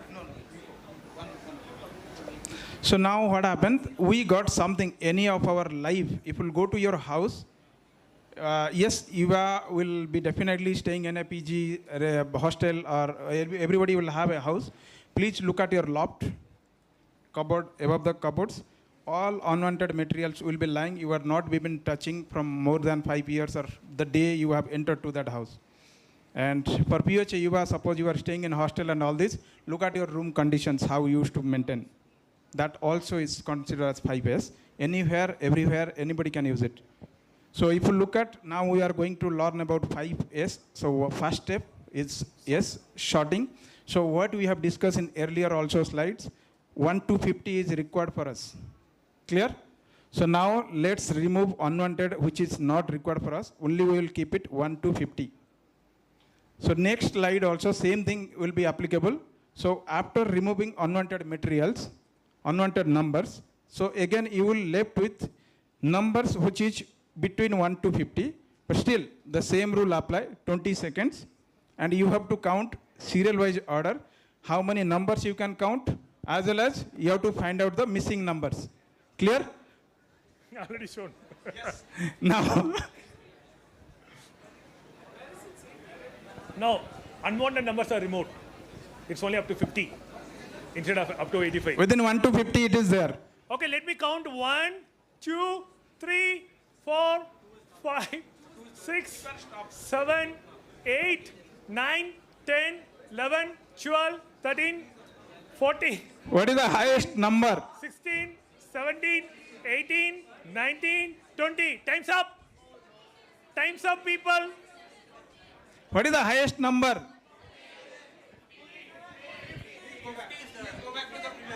What is the highest number somebody has counted till now?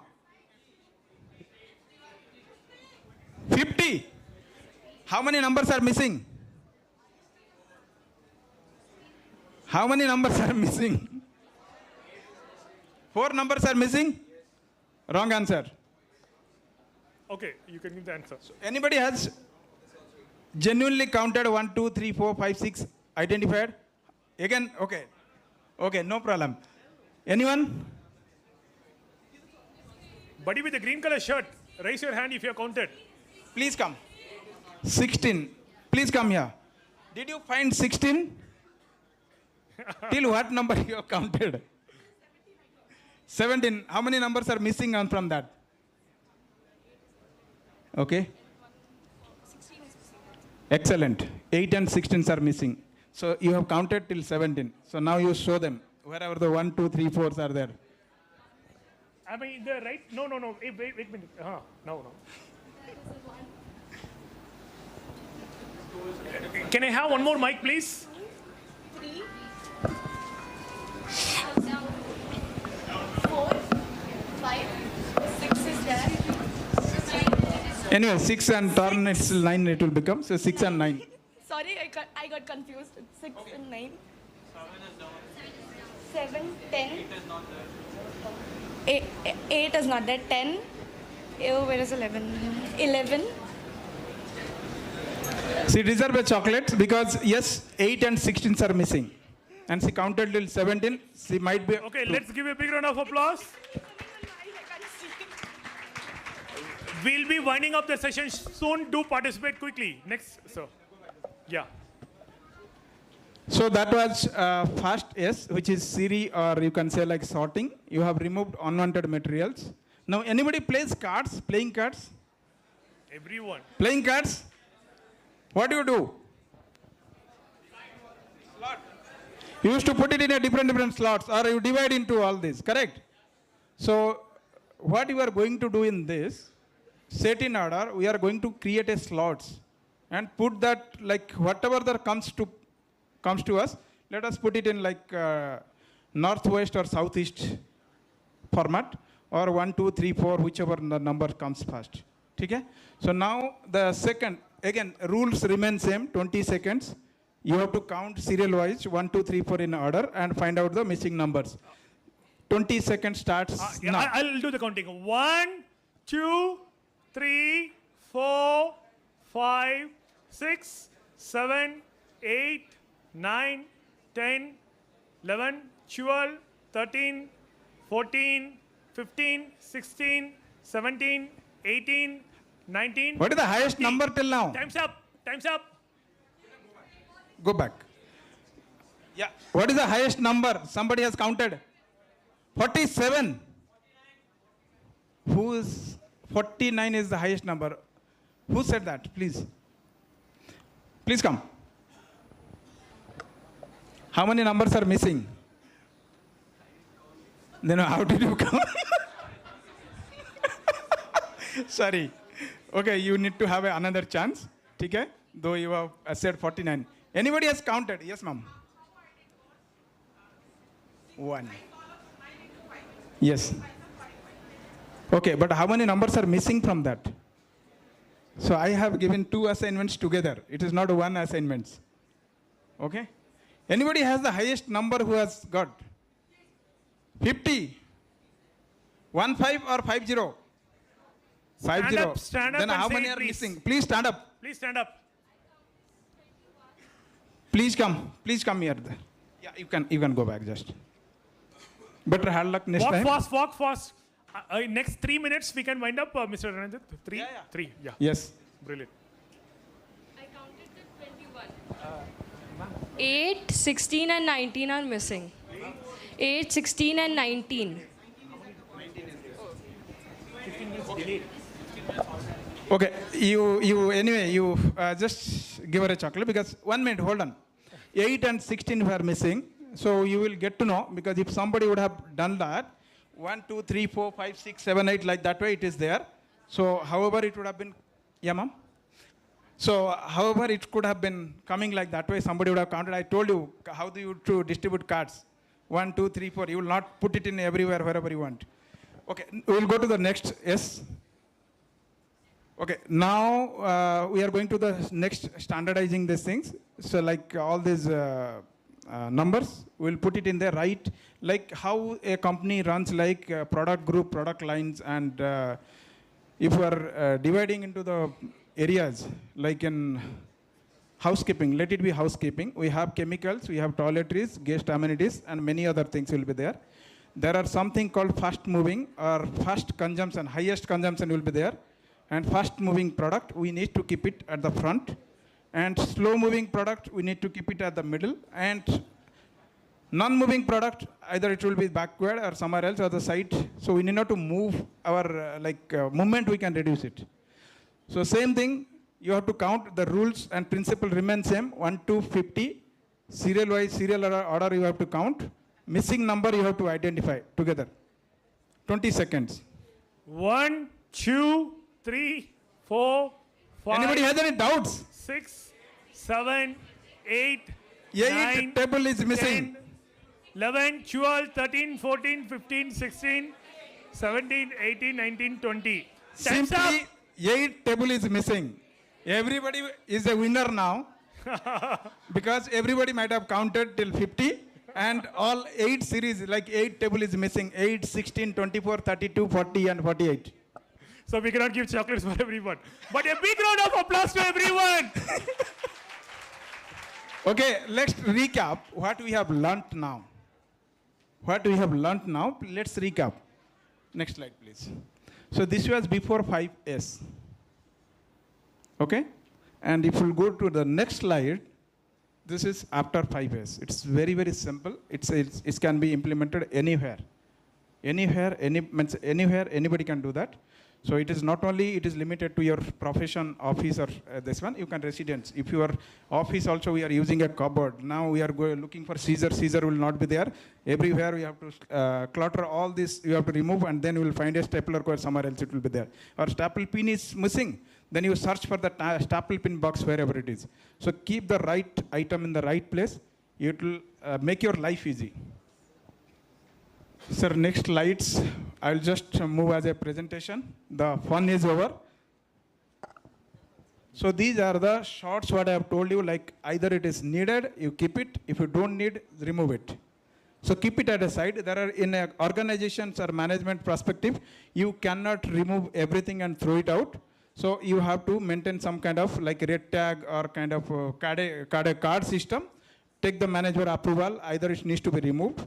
Even though in that, if you look at, there can be non-valuable, but it can be dangerous to the environment. That needs special permission.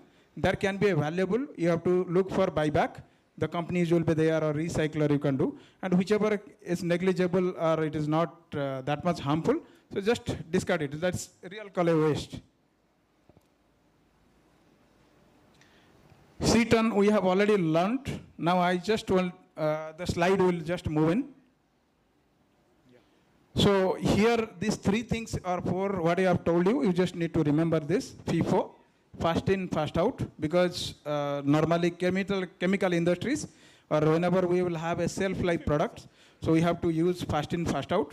So before it's expired, it gets consumed. And product line, product group, product category wise, if you do it, then you will save a like organization chart, like housekeeping, all this department, how is to be there, then supervisor, executives and all this, same thing. Fast moving, non-moving, as a slow moving and non-moving we have discussed. And label all these items because it is not any particular person's job, it is everyone's job. The moment you label or tag it, anybody can identify what this material is.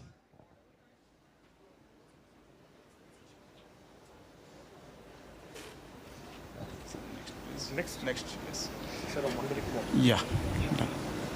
See, so everybody is like, though we are from housekeeping, and I have a challenge on this in Bangalore International Airport or any of the organization wherever I go, because they feel like it is sign means housekeeping. It is not housekeeping. So if you look at the tagline, yes, either it can be a engineering or any kind of engineers or mechanic or software engineers or aircraft pilots also. So if you look at, you have to maintain your or inspect your items, inspect your process, then identify. You can do it in another way, maintain it or clean it, identify the mistakes, and take right actions. Standardize is nothing. 1, 2, 3, S1, S2, 3, put it in an order and repeat it again and again. So if you look at the picture also shows like that. So you have to keep on moving this S1, S2, S3, that is standardized. Sustain, it is like a managerial activities, like you have to motivate people, everybody should be participating in that and maintaining it. And wherever there is a drop, you will have a checklist kind of things. You are rewarding programs, reward everyone for their contributions, motivate them to do more and participate in this. Wherever you will feel like periodic monitoring, wherever it is going drop, so you have to prevent fallback. Okay, so this is just wrap up. It's not a cleaning campaign. It is 5 pages, much beyond that. One word Mr. Sudhakar also mentioned, it's the last line if you look at, discipline, commitment. Without that, nothing is going to happen. Not housekeeping even. 5 pages, dur ki baat hai. Okay? That's all from my end. In case anybody has any questions, please raise your hand. Any questions? All right. Such a fantastic session. I'm sure all of you can apply this in your personal life as well as in your learning. Yeah, Mr. Niranjan. Yeah. Very good. Whenever I go to the airport and I see people going to the restroom and then pulling the tissue paper as if there's no tomorrow, can we get rid of the tissue paper for wiping our hands? We used to carry our hanky. And if we are talking of sustainability, thank you so much, sir. We need to connect with the forest and climate change. That connection is not happening. Absolutely, your point is well taken. We have tried 3 times. We have got passenger feedback. And as you know, Bharti was here. And before she leaving Bangalore airport, we have finalized jet hand dryer. And it is going to be implemented very soon. And brilliant. To be very frank, I have to maintain that because Bangalore International Airport or BIL is one of the top leader in sustainability in the platform of Confederation of Indian Industries. So we have to meet that. Thank you, sir.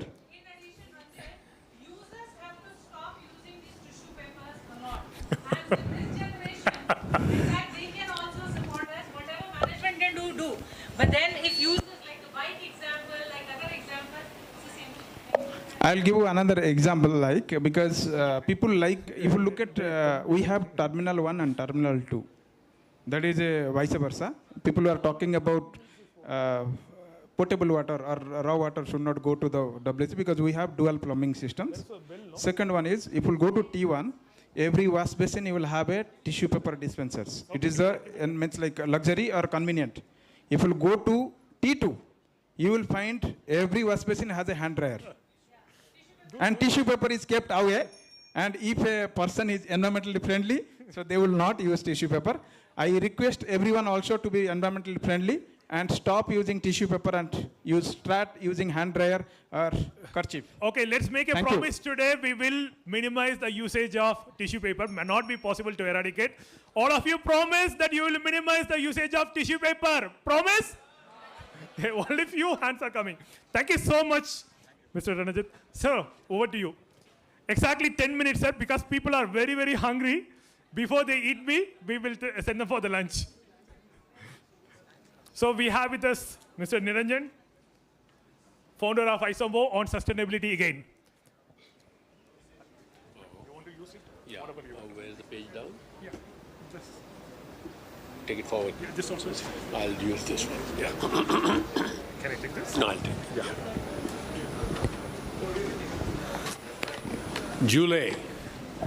Jule is a greeting from Ladakh. I'm sure most of you don't know, but today you learnt a new terminology. This one? Right here. Oh, yeah, okay.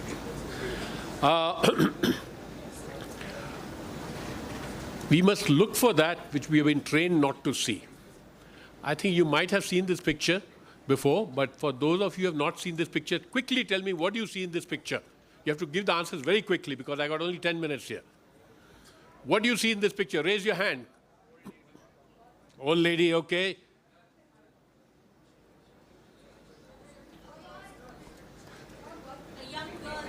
A young girl, okay. Both the answers are right, but I was looking to hear an answer where somebody says, I can see an old lady and young lady. And that's the kind of perceptual skills that you need to develop in order to address sustainable development.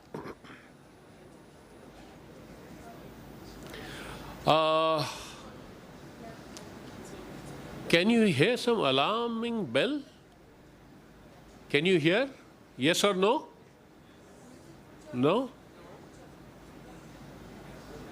Okay, now let me rephrase my question. Can you hear the alarming bells of climate change? I don't think so. We are still hearing because we are still not connecting and working and reducing our resource consumption, as I gave the example to the gentleman from BIAL. And what does this climate change mean for our business? Let's start from our personal lifestyle. If you're a rice eater, you'll have to migrate to wheat. If you're a wheat eater, you'll have to migrate to millet. Why? Because rice, as you know, consumes a lot of water, wheat consumes less, and millet consumes much lesser water than that. In addition to that, from our industry perspective, agriculture is already being impacted. We are paying 120 or 170 rupees for a kilo of tomato. We have experienced that recently. And if we do not focus on our supply chain and add value to the farmers, our business will be disrupted. Now, this is a very detailed subject. I don't want to go into details of it. I'm just giving you the broad highlights. And water is a big, big challenge. And there's enough data in the public domain. And India is in the red, as you can see from this particular chart. So I'm going to quickly run through these documents and share with you that our monsoon is very unique, but in the last few years become disrupted. We used to get 3 months of consistent monsoons in the 80s, 70s, and early 90s, but now it comes in great flood form, floods our cities, and then there is no water. So we have drought and no water situation in many parts of the country.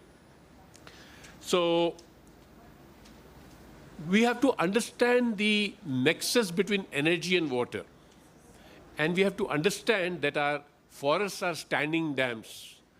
Nature has given us dams, but we are knocking off our forests at such a horrendous rate that we are having the kind of crisis that we are facing today.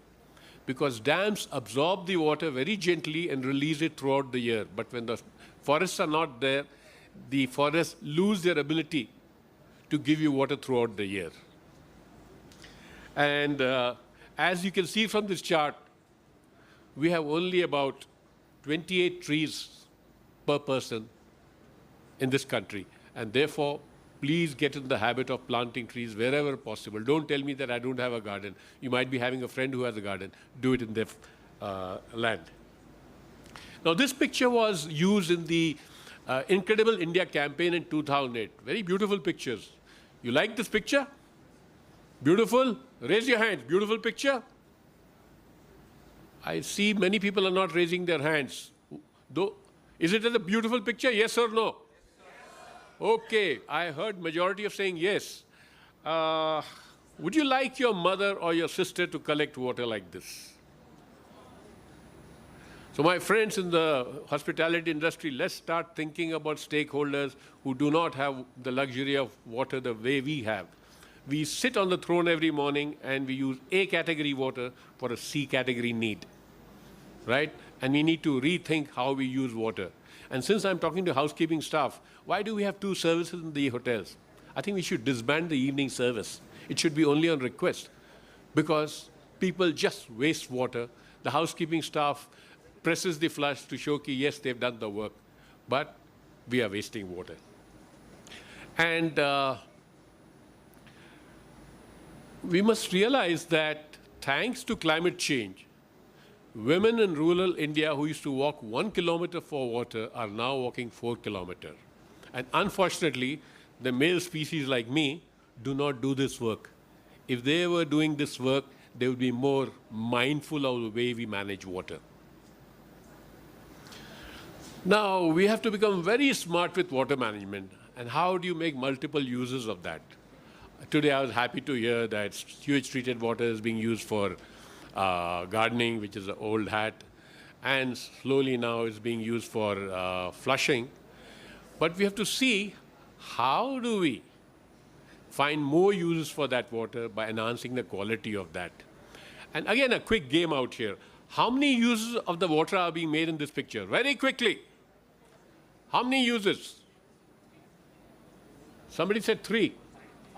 5, absolutely right. Give me a chocolate, I don't have it. Now, people have voiced their concern about water, but I visit many catering colleges and hotels.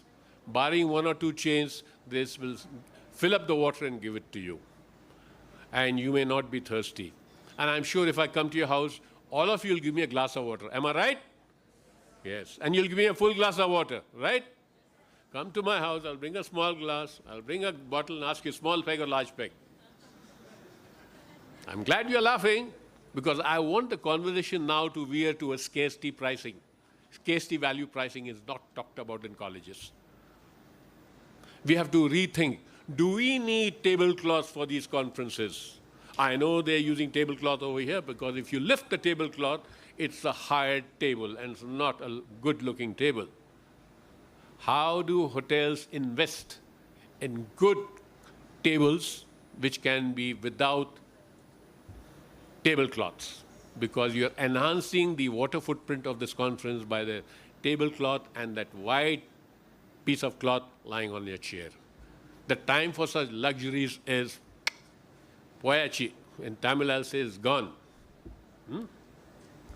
So, will you promise today that from today onwards you will educate your family and you yourself will consume water only if you're thirsty? Otherwise, you'll ask people. Because if you don't know the thirst quotient of people, you're unnecessarily wasting water. And in India, if you do a back-of-the-envelope calculation, we are wasting 200 crore liters of unconsumed water every day. And we say there's a shortage of water. I'm sorry, there's a shortage of imagination. And we in our industry need to look at all these issues very, very empathetically to see how my wastage impacts that lady who's carrying 12 liters of water. I want you to become deep thinkers. I want you to hit the road in the hotels and come out with fresh ideas. Let's go to the bar now. We make a drink and we put 8 or 9 cubes of ice. And what happens? I'm a drunkard, I had my drink, and the 8 cubes of ice are there. The 8 cubes of ice is water and energy thrown down the drain. And we say we are short of energy.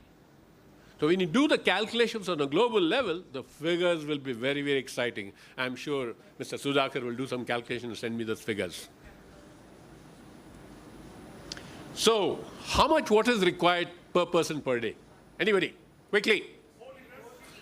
Who said 4 liters? Stand up, stand up, stand up. Who said 4? Who said 8? Stand up. Oh, you. Okay. You. Okay. Anybody else? 2 liters. 2. 200 liters. Okay. Ladies and gentlemen, somebody said 4, somebody said 2. Sorry. Okay, now since we don't have time, we'll go straight to the figures. As per WHO, we need 135 liters per person per day. I disagree with this figure. I disagree because I was handling a housing project in Delhi where I was made the president midway, and I looked at the water infrastructure first. I found that the original plan was to put a single flushing system. I said, no, we are going to put a dual flushing system. I'm sure most of you know what is dual flushing system, small job and big job, right? And I'm talking of 2002. And then we put up an ETB plant, and we put drip irrigation every balcony so that the lady of the house or whoever waters the garden doesn't have to go from pot to pot. A small tap is open, and you can take care of that. Were my colleagues happy with the decision in 2002 with increased cost? Yes or no? No. Okay. So what did I do to engage with them? I told them that, look, today the cost of water is only 18 paisa per kiloliter, but it's not going to be 18 paisa per kilometer for a long time. And if we do not do life cycle analysis and life cycle cost, you, when you retire, will be paying more for your maintenance. Well, nobody agreed. Then it was a voluntary job, so I said, here's my resignation letter. You sit, I'm going. And people kind of backed out. It's not a very nice work to do in a housing society. They let me be. But in 2004, when our project was complete, we found that in summer, there was a mirror image of our complex, which was consuming 20 trucks of water, and we were buying only 5 trucks of water. And then people will realize the value of water, right? And there are many such examples, but in the interest of time, I'm not going to get into that. And our business is designed for waste. So you have great opportunity to tell your professors in your campus itself, boss, I think we need to get rid of these practices. Okay? You'll get a rap on your knuckle. They'll say, no, this is what the industry wants. Well, let's change the industry. Nothing is cast in stone, right? And it pains me that we are wallowing in water, and one woman is walking, I don't know how many kilometers water. It's a very painful picture. And similarly, we have to get rid of grass. Grass is extremely water thirsty. We have to think of drier methods of having landscaping. The wonderful toilet paper that we adopted so happily from the West consumes 140 liters of water to make it. It requires 1.3 kilowatt of energy and a whole lot of chemicals. And it can cause colonoscopy, according to some video that one has seen on the... And the solution is so simple. We have water faucets. Let's use water faucets. Maybe BIL will also get rid of the toilet paper in the toilets of the airport. So I've given you an example of this, that just one change in the bathroom results in 40 liters saving for one person because of the dual flushing system. Way back in 2016, I started a small initiative to address the malnutrition problem of the country. 75% of the people are malnourished. I had taken a 2-day session for the hearing and speech impaired in Koppal. And then I told this NGO, look, Government of India cannot do everything. Why don't you start a bank of nutrition? So he said, what do you mean? I said, you give these poor villagers a moringa, papaya, goa, lime, and a gooseberry sapling. And those fruits are for them. They'll grow it behind their house, and that'll improve their nutritional profile and their children's mental abilities too. So it started with one village, went to 6, and there was a hard stop. So these are some pictures of that. Oh, sorry. So then in 2020, I found an NGO who was taking care of poor children's education in villages in Tamil Nadu and Karnataka. And I told him, Paritosh, you're taking care of the nutrition of the mind, but you're not taking care of the nutrition of the body because they're poor kids, they must be malnourished. And correct me if I'm wrong because I've not seen the kids. He said, yes, you are absolutely right. So then I told him, start Bank of Nutrition. And I said, I want the kids to be involved. I want them to make the pits in their homes before the onset of monsoon and give them the saplings which I mentioned to you earlier so that we raise the nutritional profile of the whole family. And at a young age, the kids are connecting with water and climate change. So another initiative that we started was, we started putting ponds in each poor farmer's land. The farmer has to allocate 5% of the land for a pond. And 20,000 rupees raised from donors, and the pond is put up, because if the pond is not there, he or she is going to be suffering on account of climate change. So we are making them climate resilient. So when the first two farms were being made in Tumkur, all the farmers, like you, were all around there. There's no rain, these guys are making a pond. But luckily last year, it rained so heavily that these two ponds got filled up in 2 days, and next 2-3 weeks, 38 more farmers started the pond. And today is spreading to another 80 farms. 80 farms is nothing in a country of our size. But what we are trying to do is we are trying to create a proof of concept. Thereafter, if Sudhakar wants to do it in his farm, so be it. And these are the opportunities which the large organizations sitting here are not leveraging as yet. Here, picture of those. So we are dancing with complexity. So what's wrong with picture? Or what's right with this picture? Quickly.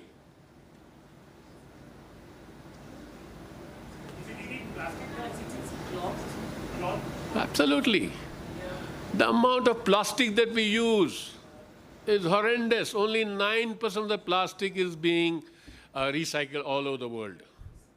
So there's a lot of talk, but we need to walk the talk, and it has to begin from your own home. Thank you, ladies and gentlemen.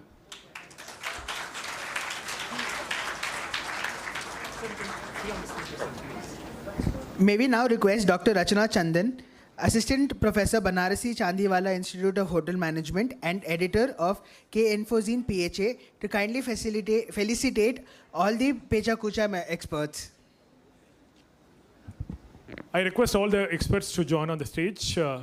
Ms. Babita, Mr. Shivakumar, Mr. Ranajit, please join on the stage. All the Yuva, be ready in the count of 1, 2, 3. You will be going for lunch after a group picture. So relax yourself. Come on, come on. Just, yeah. All 4 of you can stand.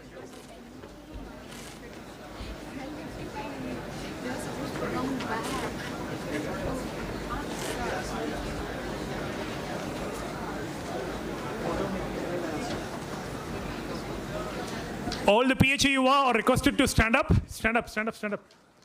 Yeah. Give a big round of applause.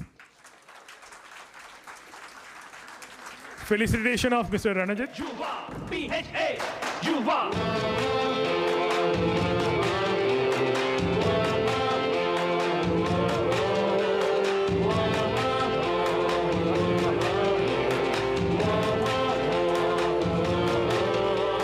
Let's sound for the PHA. Yuva, welcome home for people. Thank you, everyone. Thank you, everyone. I request all the resource persons to be seated. Here is a timer, all right? In less than 20 seconds, I want all the Yuva members to come on the stage. All the Yuva members, your countdown starts now, all right? Come safely without accidents, okay?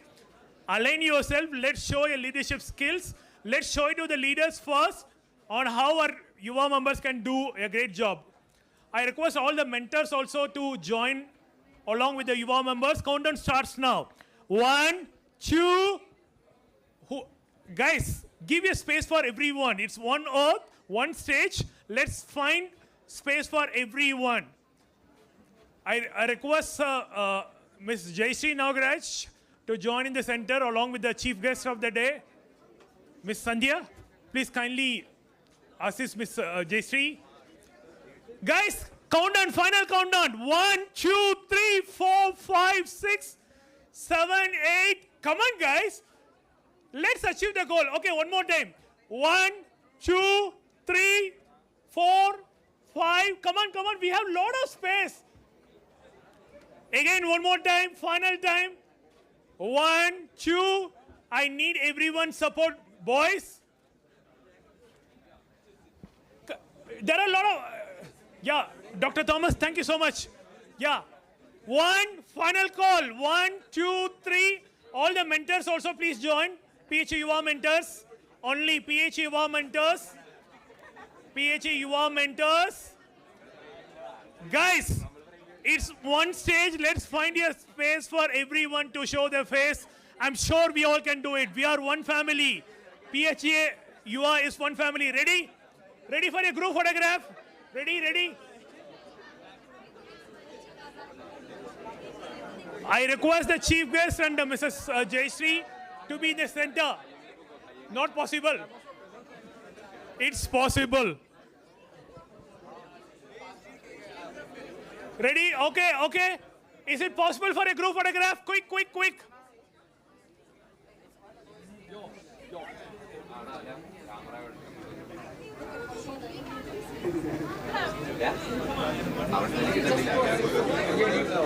Ready? Ready, ready? Everyone ready? Guys, please find a way to show your face. Help each other. Ready? I'm Shri ma'am. Ready? Ready for a group photograph? Brilliant. Great job done. Can anyone take your camera? Nirupama ma'am or Indrani ma'am, take your camera. Or one video we are going to do it. Group photograph, is it done? Come on guys. Come on, PHA Yuvas, proud PHA Yuvas. Ready? Yeah. Everyone smile, smile for sustainability, smile.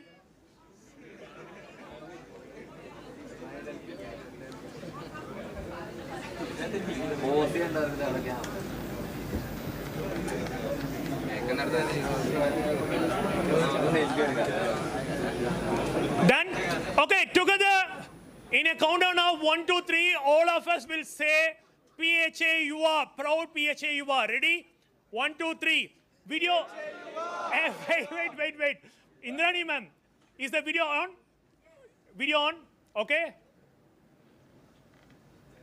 1, 2, 3. Proud PHA Yuva!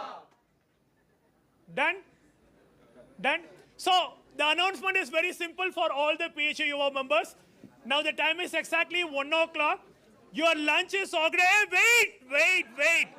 Your lunch is organized in the 5th floor. 3 buffet counters are there. Eat sensibly. Do not waste any food or water. Be back exactly at 1:30. Thomas, sir? Yeah, wait. Concerned college leader or the mentor will collect a coupon from me. The students will not wait here. The mentor can collect a coupon. Those who want to eat more, go by steps. Those who want to eat less, go by the elevator. Ready? Have a great lunch. Do not waste food. Now, I request all the resource person, PHA Life members, to come on the stage for a group photograph. Yeah, you all can. Hey, GRM means you need to accompany them, go along with them for lunch. All the GRMs alone, like, stay back. Okay? I request all the resource person to come on the stage. All the PHA Life members, mentors for a group photograph. Quickly. I request everyone. No, I'll come later.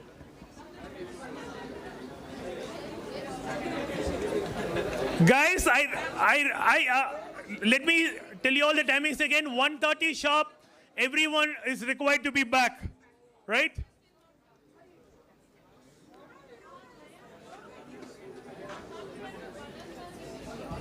Come on. The volunteers from IHM Chennai who are GRMs, I need your support in shifting some of the chairs. Karen.